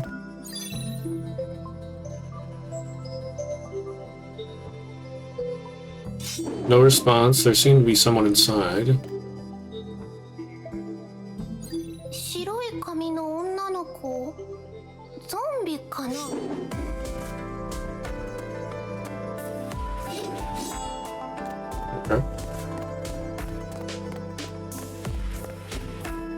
見てないよ。もう3週間も出かけてない。3 weeks.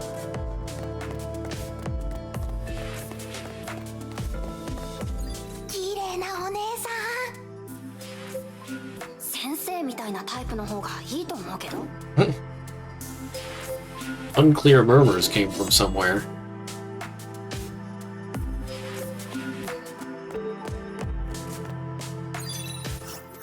白い髪に青い目の女の子で、Oh? 白いスーツを着てる人？そう、その人をどこで見たのかしら。最上区の方に行ったの見たよ。最上区？こことは逆ね。通りでみんな姿を見ていないわけだわ。ありがとう。待って、崩壊獣と戦えるって聞いたんだけど、本当？あるものを探してほしくてお願いできないかな。ルビーのペンダントでシルバーのチェーンがついてるの。その女の子を見かけた後、帰り道で紫色の崩壊獣に襲われてなくしちゃったんだ。確か東上区の広場だったはず。あそこは今崩壊獣だらけで近づけないから。大事なもののようね。広場までそう遠くはないし、探してあげよう。ええ、探してくるわ。ありがとう。東上区の広場、前に通ったはずよね。よし、ペンダントを探すわよ。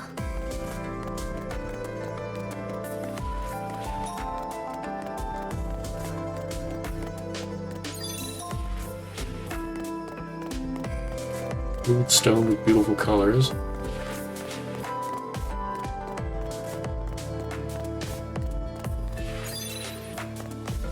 Oh, no hello there.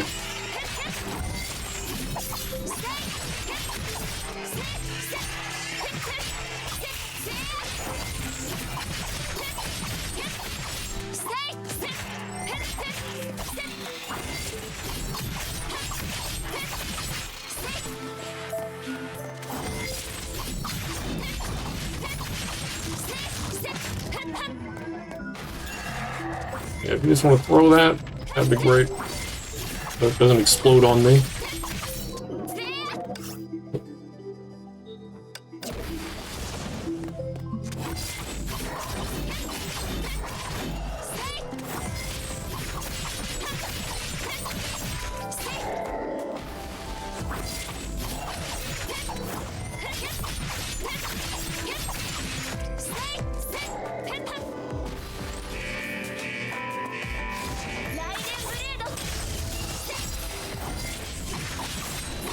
No, you don't get to do anything.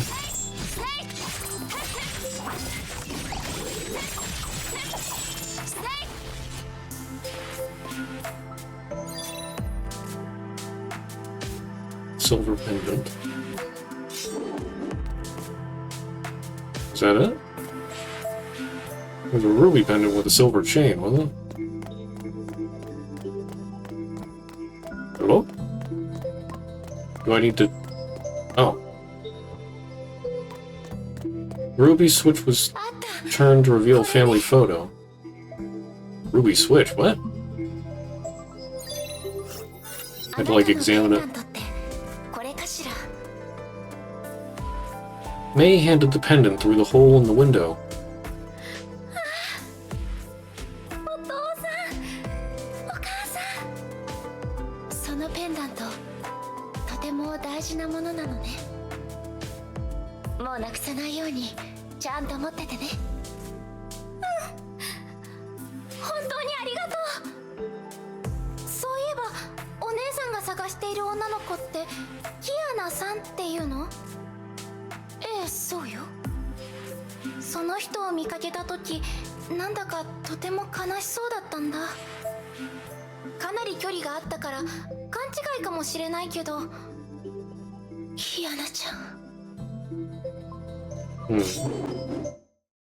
Sad.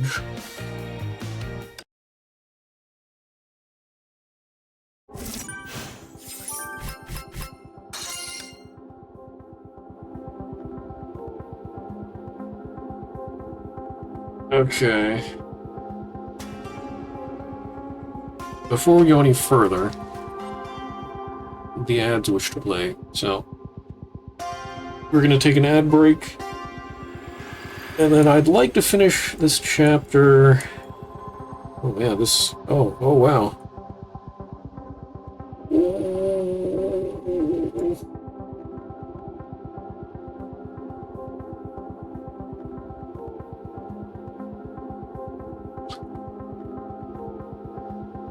Maybe I won't finish this chapter today. I'll just finish up the rest of this, watch whatever this is. And then next time will be unknown territory.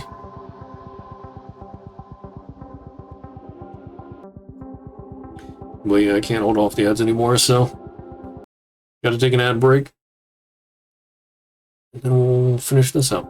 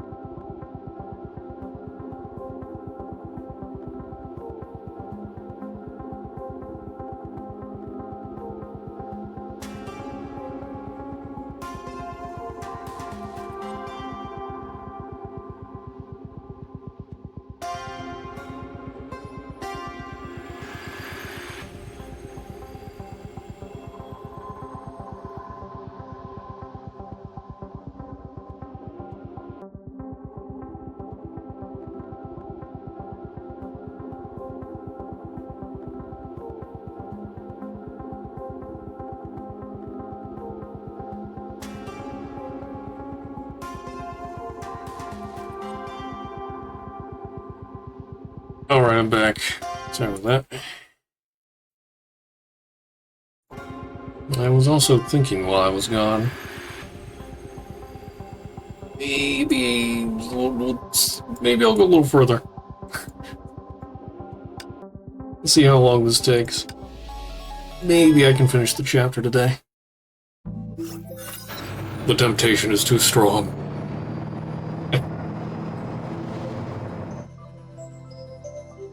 May walked down the stairs and saw Hephaestus fixing the outermost guardrails.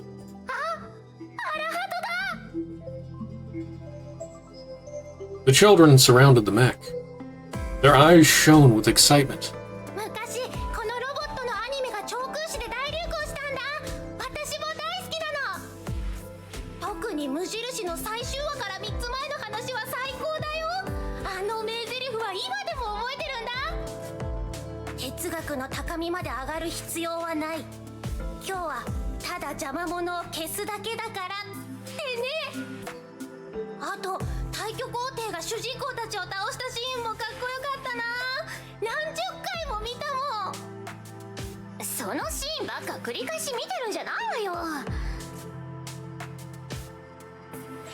An angry Tesla leaped out of the cockpit. 最後の探索地点を調べてきたんだけど、残念ながら何もなかったわ。キアナはもう搭乗区から出たみたいね。そのことですが、巣にいる子たちに聞いてみたところ、こことは逆に行ったのを目撃した子がいるんです。今すぐ最上区に捜索しに行きましょう。メイ、キアナを早く見つけ出したい気持ちはわかるわ。でももうじき夜になる。今日はここまでにして、また明日捜索の準備をしましょう。でも彼女がここにいると分かったからこそ慎重に動くべきよ。焦って行動してミスなんかしたくないでしょ。わかりました。けど夜までもう少し時間があります。それまで偵察してきます。日が暮れるまでに帰ってきなさいね。それともう一つ、ここにいる子たちを助ける方法はありませんか？どうすべきかボサ頭と相談しておく。ソルトレイク基地は孤児たちを受け入れたばかりだし、正直医療資源が足りるかわからないわ。それと例の先生にも話を聞かないといけないしね。今のところはできることを一つずつやっていきましょう。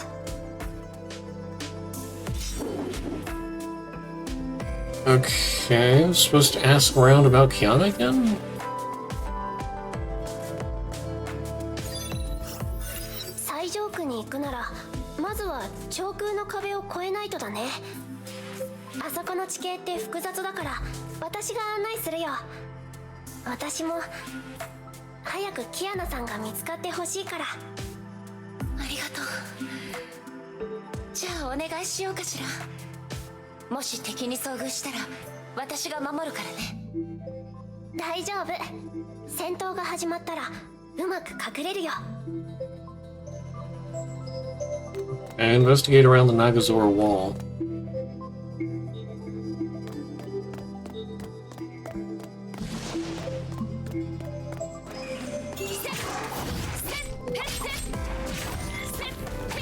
Ooh.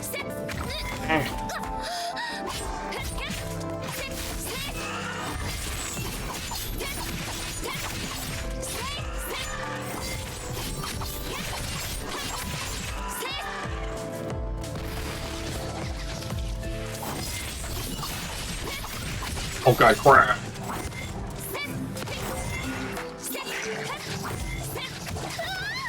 Darn you, crab.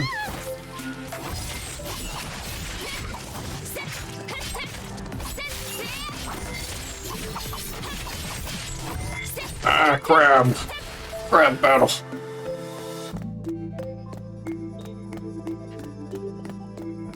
That hurt. Oh, it's okay, he's not a crab.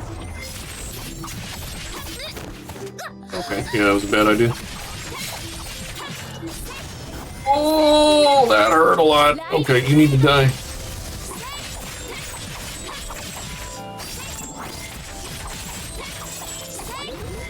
health, my beloved. 上空の壁の下に着いたね。この先が最上区だよ。 How do you get over こ there? こまでにしてそろそろ戻りましょう。クーちゃん、私とヘリオスに戻ってもう一度検査を受けようか。その後一緒にご飯を食べましょう。今日はいろいろと手伝ってくれてありがとう。いいの？ちょっと恥ずかしいんだけど、ここって缶詰しかないから別のものを食べたかったんだ。じゃあ行きましょう。あれは May stopped. He noticed something. There was a building in the ruined concrete jungle. あれは千葉学そうだよ。長空市で有名な千葉学園。お金持ちの学校みたいだね。あの学校に入れる人は人生イージーモードなんだって。そんな大層なものじゃないわ。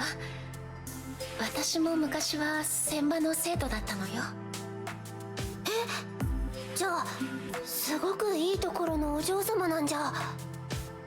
崩壊が発生した時も私はあの学校にいたわ。まさか今日こんな形で帰ってくるとはね。思い返すといろいろなことがあったわ。家族の人はどうしたの？私は一人っ子で、それに母親は幼い頃に亡くしているの。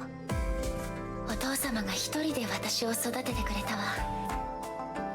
でも入学してすぐお父様は罠にはめられて投獄されたの。だから当時お父様は長空市を離れていてね、崩壊の影響を受けなかったわ。もちろん今は解放されているから大丈夫よ。お父様の無実を証明してくれた人がいてね、安全な場所まで送ってくれたの。じゃあすごい長い間会えてないんだ。お父様は今とても重要な任務に就いているから、たまに連絡が取れるけど安全だから心配ないっていつも言われるの。お父様が投獄されている間は身が引き裂かれるような思いをしたわ。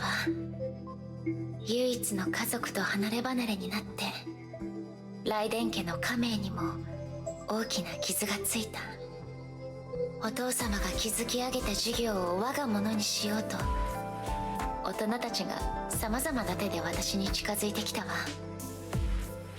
そして仲が良かった友達は犯罪者の父を持つ私と距離を置こうとした。何もかもお父様と共に私の元から去っていったの。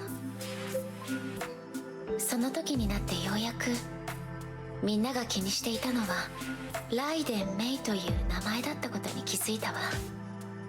私は人と距離を置くようになり、一人で行動するようになっていった。自分の世界に閉じこもることで心の辛さを和らげようとしたの。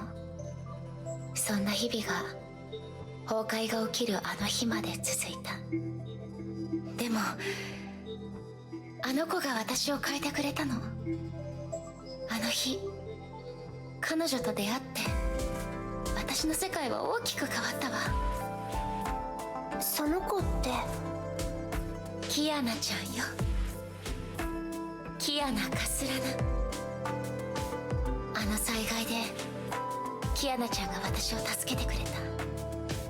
闇に落ちそうになった私をその手で引き上げてくれた。あんなに細い腕なのにそこには無限の力が秘められているみたいだったわ。どんなにもがいても私はあの手を振り払うことはできなかったの。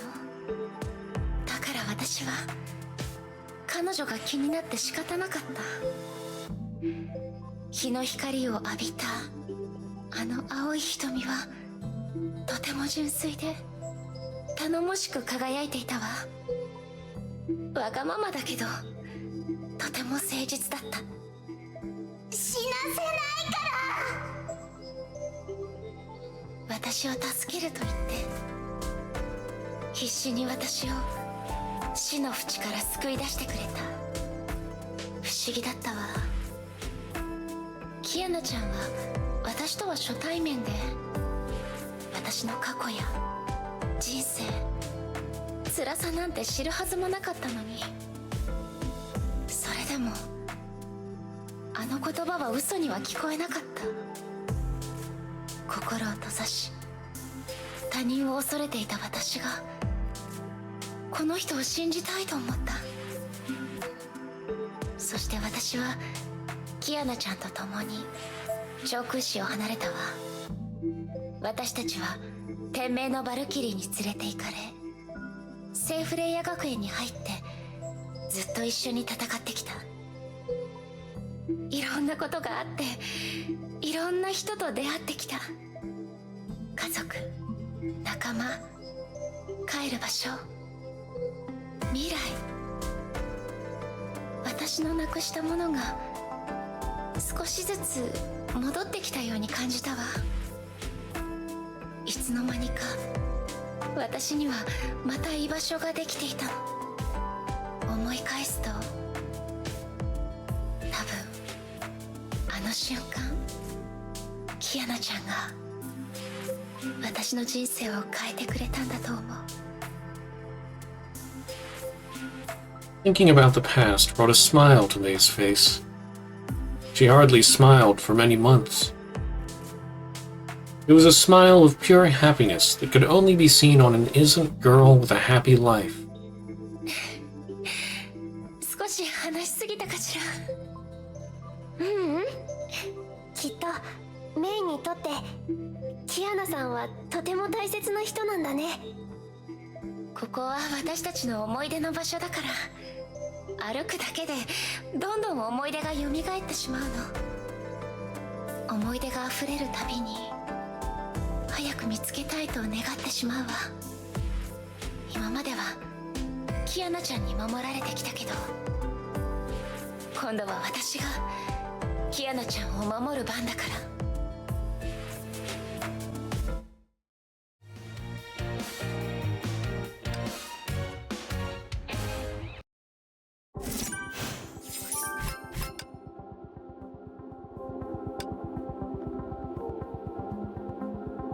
Yeah, on second thought, maybe I won't finish this chapter today.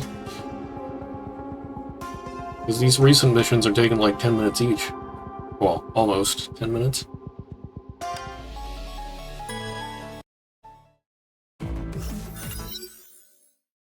Helios, 1 hour later. これ美味しすキッチンにまだまだ残ってるからゆっくり食べてね。ぎるよ。こんなに唐辛子が入ってるのに全然辛くない。むしろさっぱりしてる。唐辛子じゃなくてパプリカだからよ。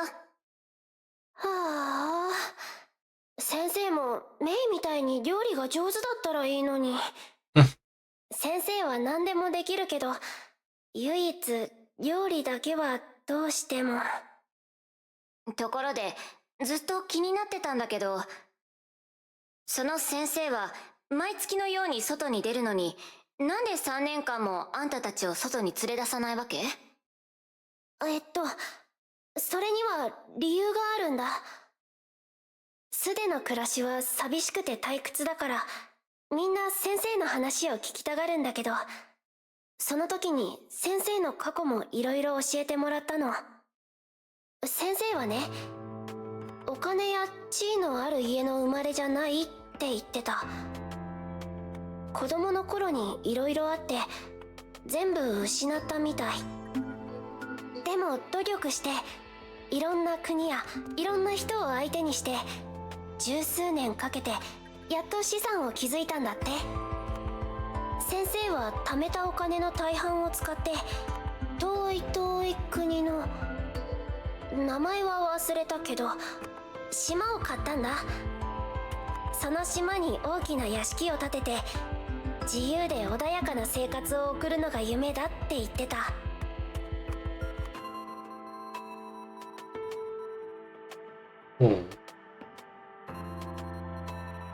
もちろん先生は私たちや他の場所で助けた人たちを一緒に連れて行くって約束してくれたよ。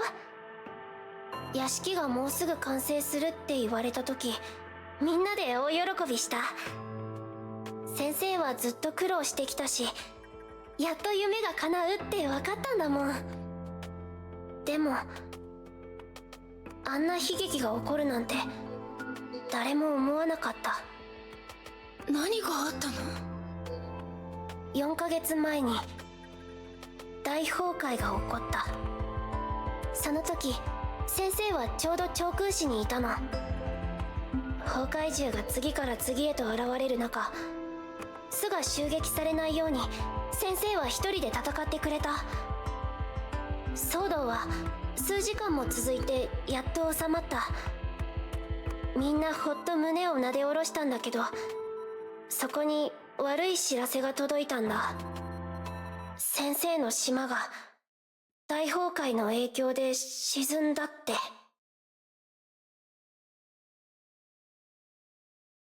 今でもあの時の先生のことを覚えてるよ。無表情の先生が黙々と部屋の中を歩き回ったり暴れたり、口では大丈夫だって言ってたけどずっと泣いてた。そして先生は耐えきれなくなったのか外に出て行った。海に向かって子供のように大声で号泣してた。涙も声も枯れ果てるまで泣いたんだと思う。しばらくして先生はゆっくりと立ち上がった。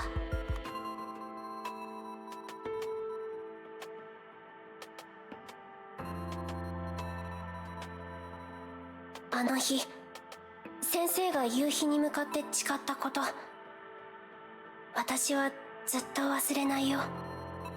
どんな代価を支払うことになっても人類は必ず崩壊に勝ってみせるって。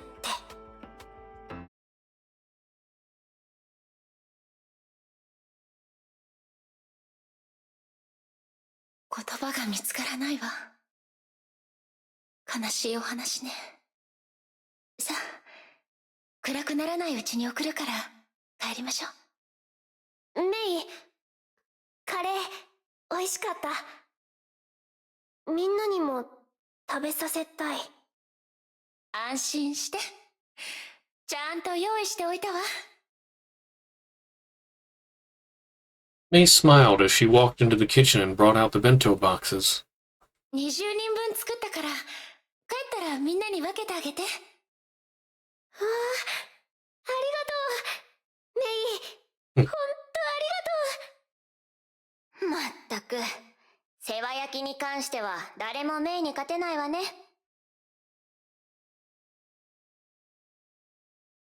ちょっと待って。今日の皿洗いって誰だったっけ？戦術機構でカレーを運ぶなんて。Magical magic transport burn. This is all curry? What?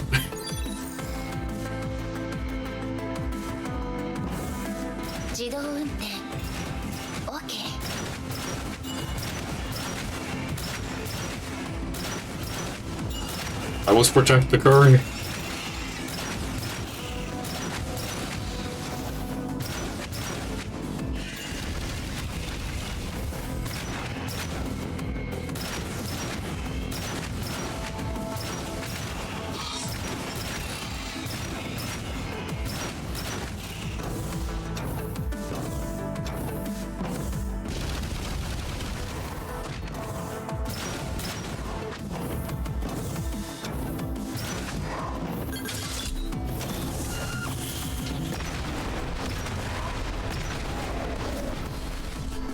Whoops. There we go. Oh, hello there.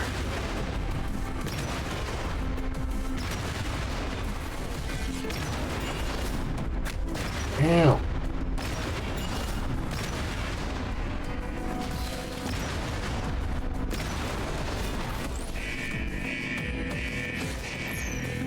Oh, that's awkward. No. You don't get to do anything. Eat my cannon.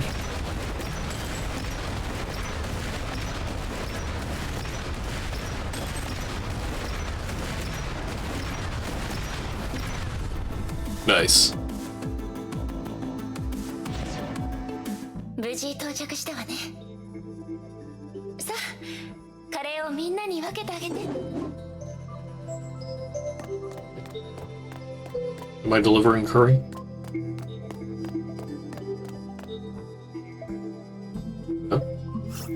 メイ、カレーを分けてきたよ。みんな喜んでた。気に入ってもらえてよかったわ。先生にも食べさせたかったな。キアナさんを見つけたら、もう、ここを出て行っちゃうの？ええ。これからすべきことが、まだたくさんあるから。でも、きっとまた会えるわ。ネゲントロピーが何とかして、あなたたちを援助するって、テスラ博士が約束してくれたの。そのためにも、まずは、あなたたちの先生に話を聞かないとね。メイも先生も優しい人だから、きっと仲良くなれるよ。先生のことを誇りに思っているのね。うん。だって、自慢の先生だもん。あの災害の影響でね、私の記憶には空白が生まれたんだ。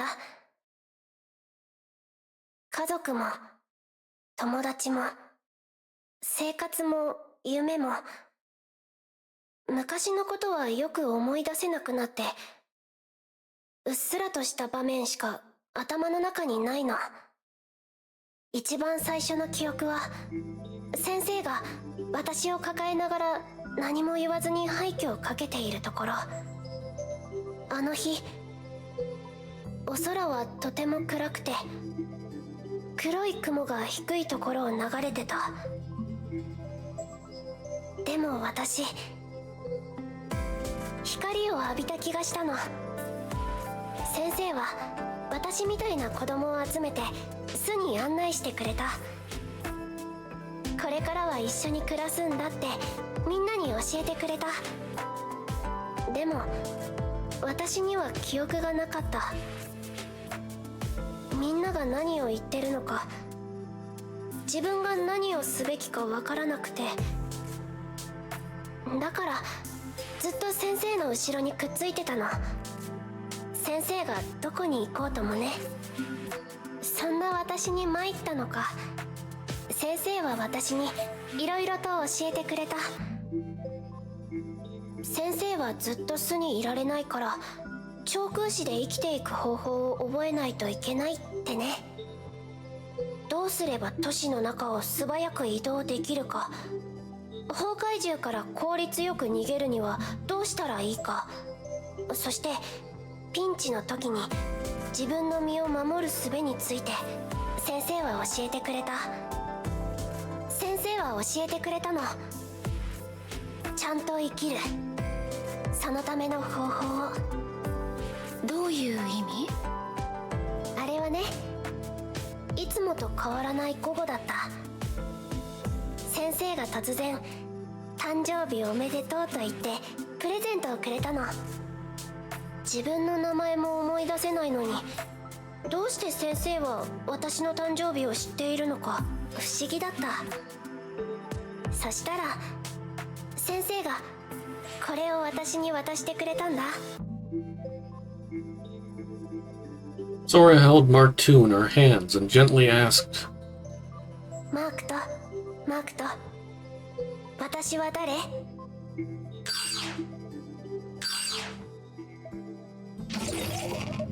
The robot's eyes created a holographic geometry that quickly expanded into a giant body of text. これは私の人生だよ。私の名前、誕生日、家族、経歴、書きかけの日記、SNS のアカウント、ゲームセンターの登録情報。先生はかつての私の情報を調べ上げ、そのデータを全部ここに記録してくれたの。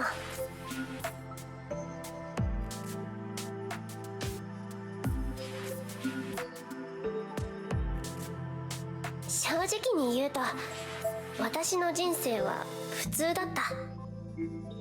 思ったよりもずっと普通。でもこれが私の人生。自分の名前、誕生日、育った場所、将来の夢を初めて知った。私にも誰かを愛し愛されていたことがあって、好きなことや苦手なことがあったんだって分かった。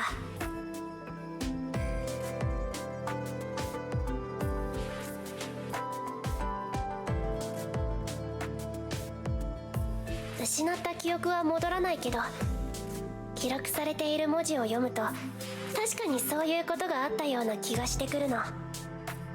こうでもしないとちゃんと生きるとはどういう意味なのか理解できないって先生は言ってた。ちゃんと生きる、これって先生の口癖だったから。災害が長空市を破壊したけど私たちは生きていかないといけない。生きていくことこそが運命への抵抗になるから。いつか私たちはここを出て海の向こうに行ける。太陽の下に戻って青空の下に戻る。そして私たちの抵抗がいつかの未来で誰かの生きる希望になるの。これが先生が巣を作った理由。そしてあの日先生がマークと私の過去をプレゼントしてくれた理由だと私は信じてる。生きる希望。キアナちゃんが私を変えてくれたみたいに、先生もあの災害であなたたちを変えたのね。あ、もう外が真っ暗だね。先に部屋に戻るからメイも気をつけて帰ってね。明日きっとキアナさんが見つかるよ。また明日。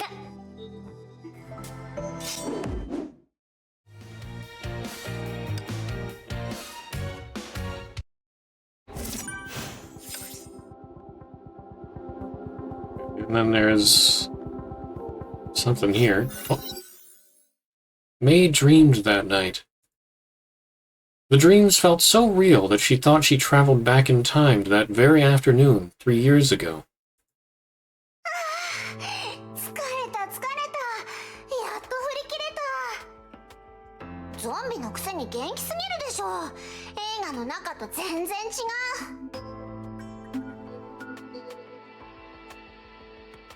どうしたの？だんまりしちゃって。これからどうなるのかな。この都市は破壊されてしまって、どこもかしこも崩壊獣やゾンビで溢れている。救助の望みもない。 We're gonna think to go take a nap. Yeah, I think I'm gonna end soon too after this cutscene. Well, thanks for the lurk, and have a good rest. I'll see you around. 逃げるって言うけど、どこに逃げればいいの？安心して、なんとかなるよ。ほら、こういうことわざがあるでしょ。明日は明日のご飯があるって。明日は明日の風が吹くよ。千葉学園に入れたのは奇跡だったのかしら。細かいことは気にしないの。東に進んで隔離壁を越えればきっと他の人に会えるはずだよ。それでもダメなら北に行って長空市を出る、もしくは港に行って船を借りて国外に逃げるのもありかな。方法はいくらでもあるよ。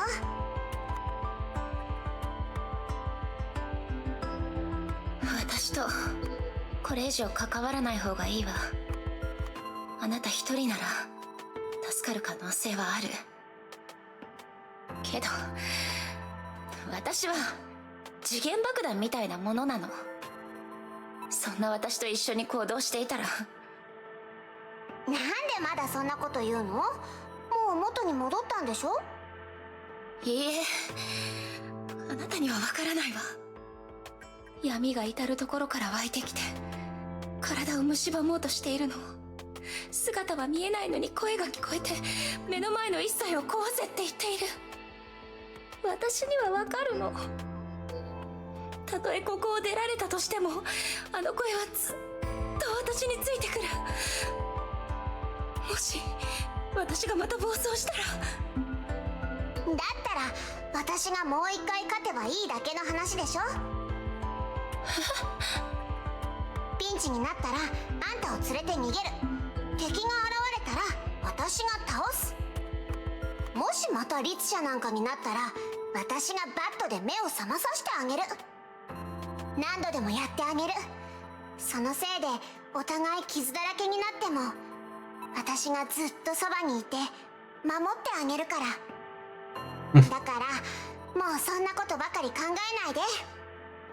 ほら、あんたも私も昔は一人ぼっちだったし似た者同士でしょ。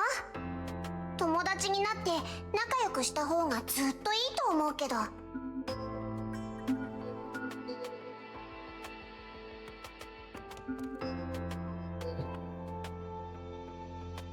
も他の人たちはそう思ってくれないわ。言わなければいいだけ。このことは私たち二人の秘密にしよう。それに私たちってば可愛いし泣きつけば疑われることもないって。旅をしてた頃嘘泣きは何度もやってきたから得意だよ。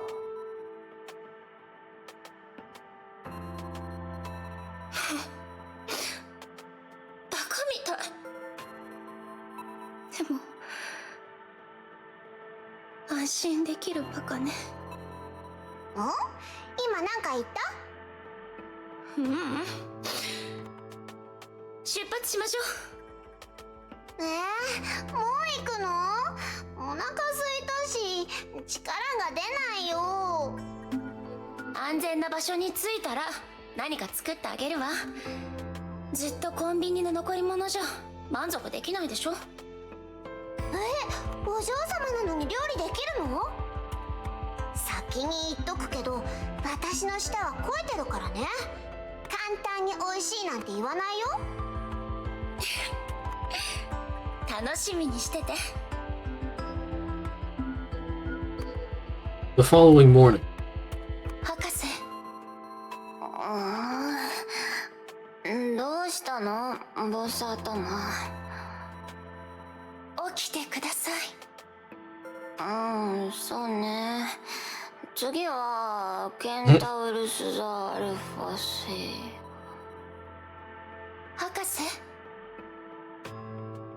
博士。うるさい。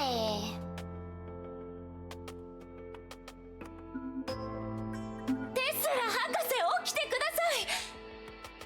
浄化子の水位が突然上昇したんです。Oh. Well, that's not good.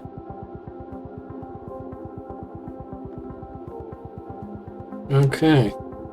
So with that, that is the furthest I have gotten. So from next time on, it's all new. So I look forward to that. But for today, that's gonna be it. Because it's... yeah, those three things took like half an hour or more. But, so yeah, it's pretty late now. Or should I say early? Anyway, that's gonna be it for today. I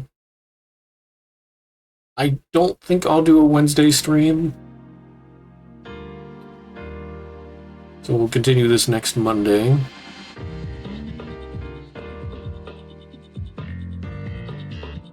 Tomorrow will be East Chronicles 2.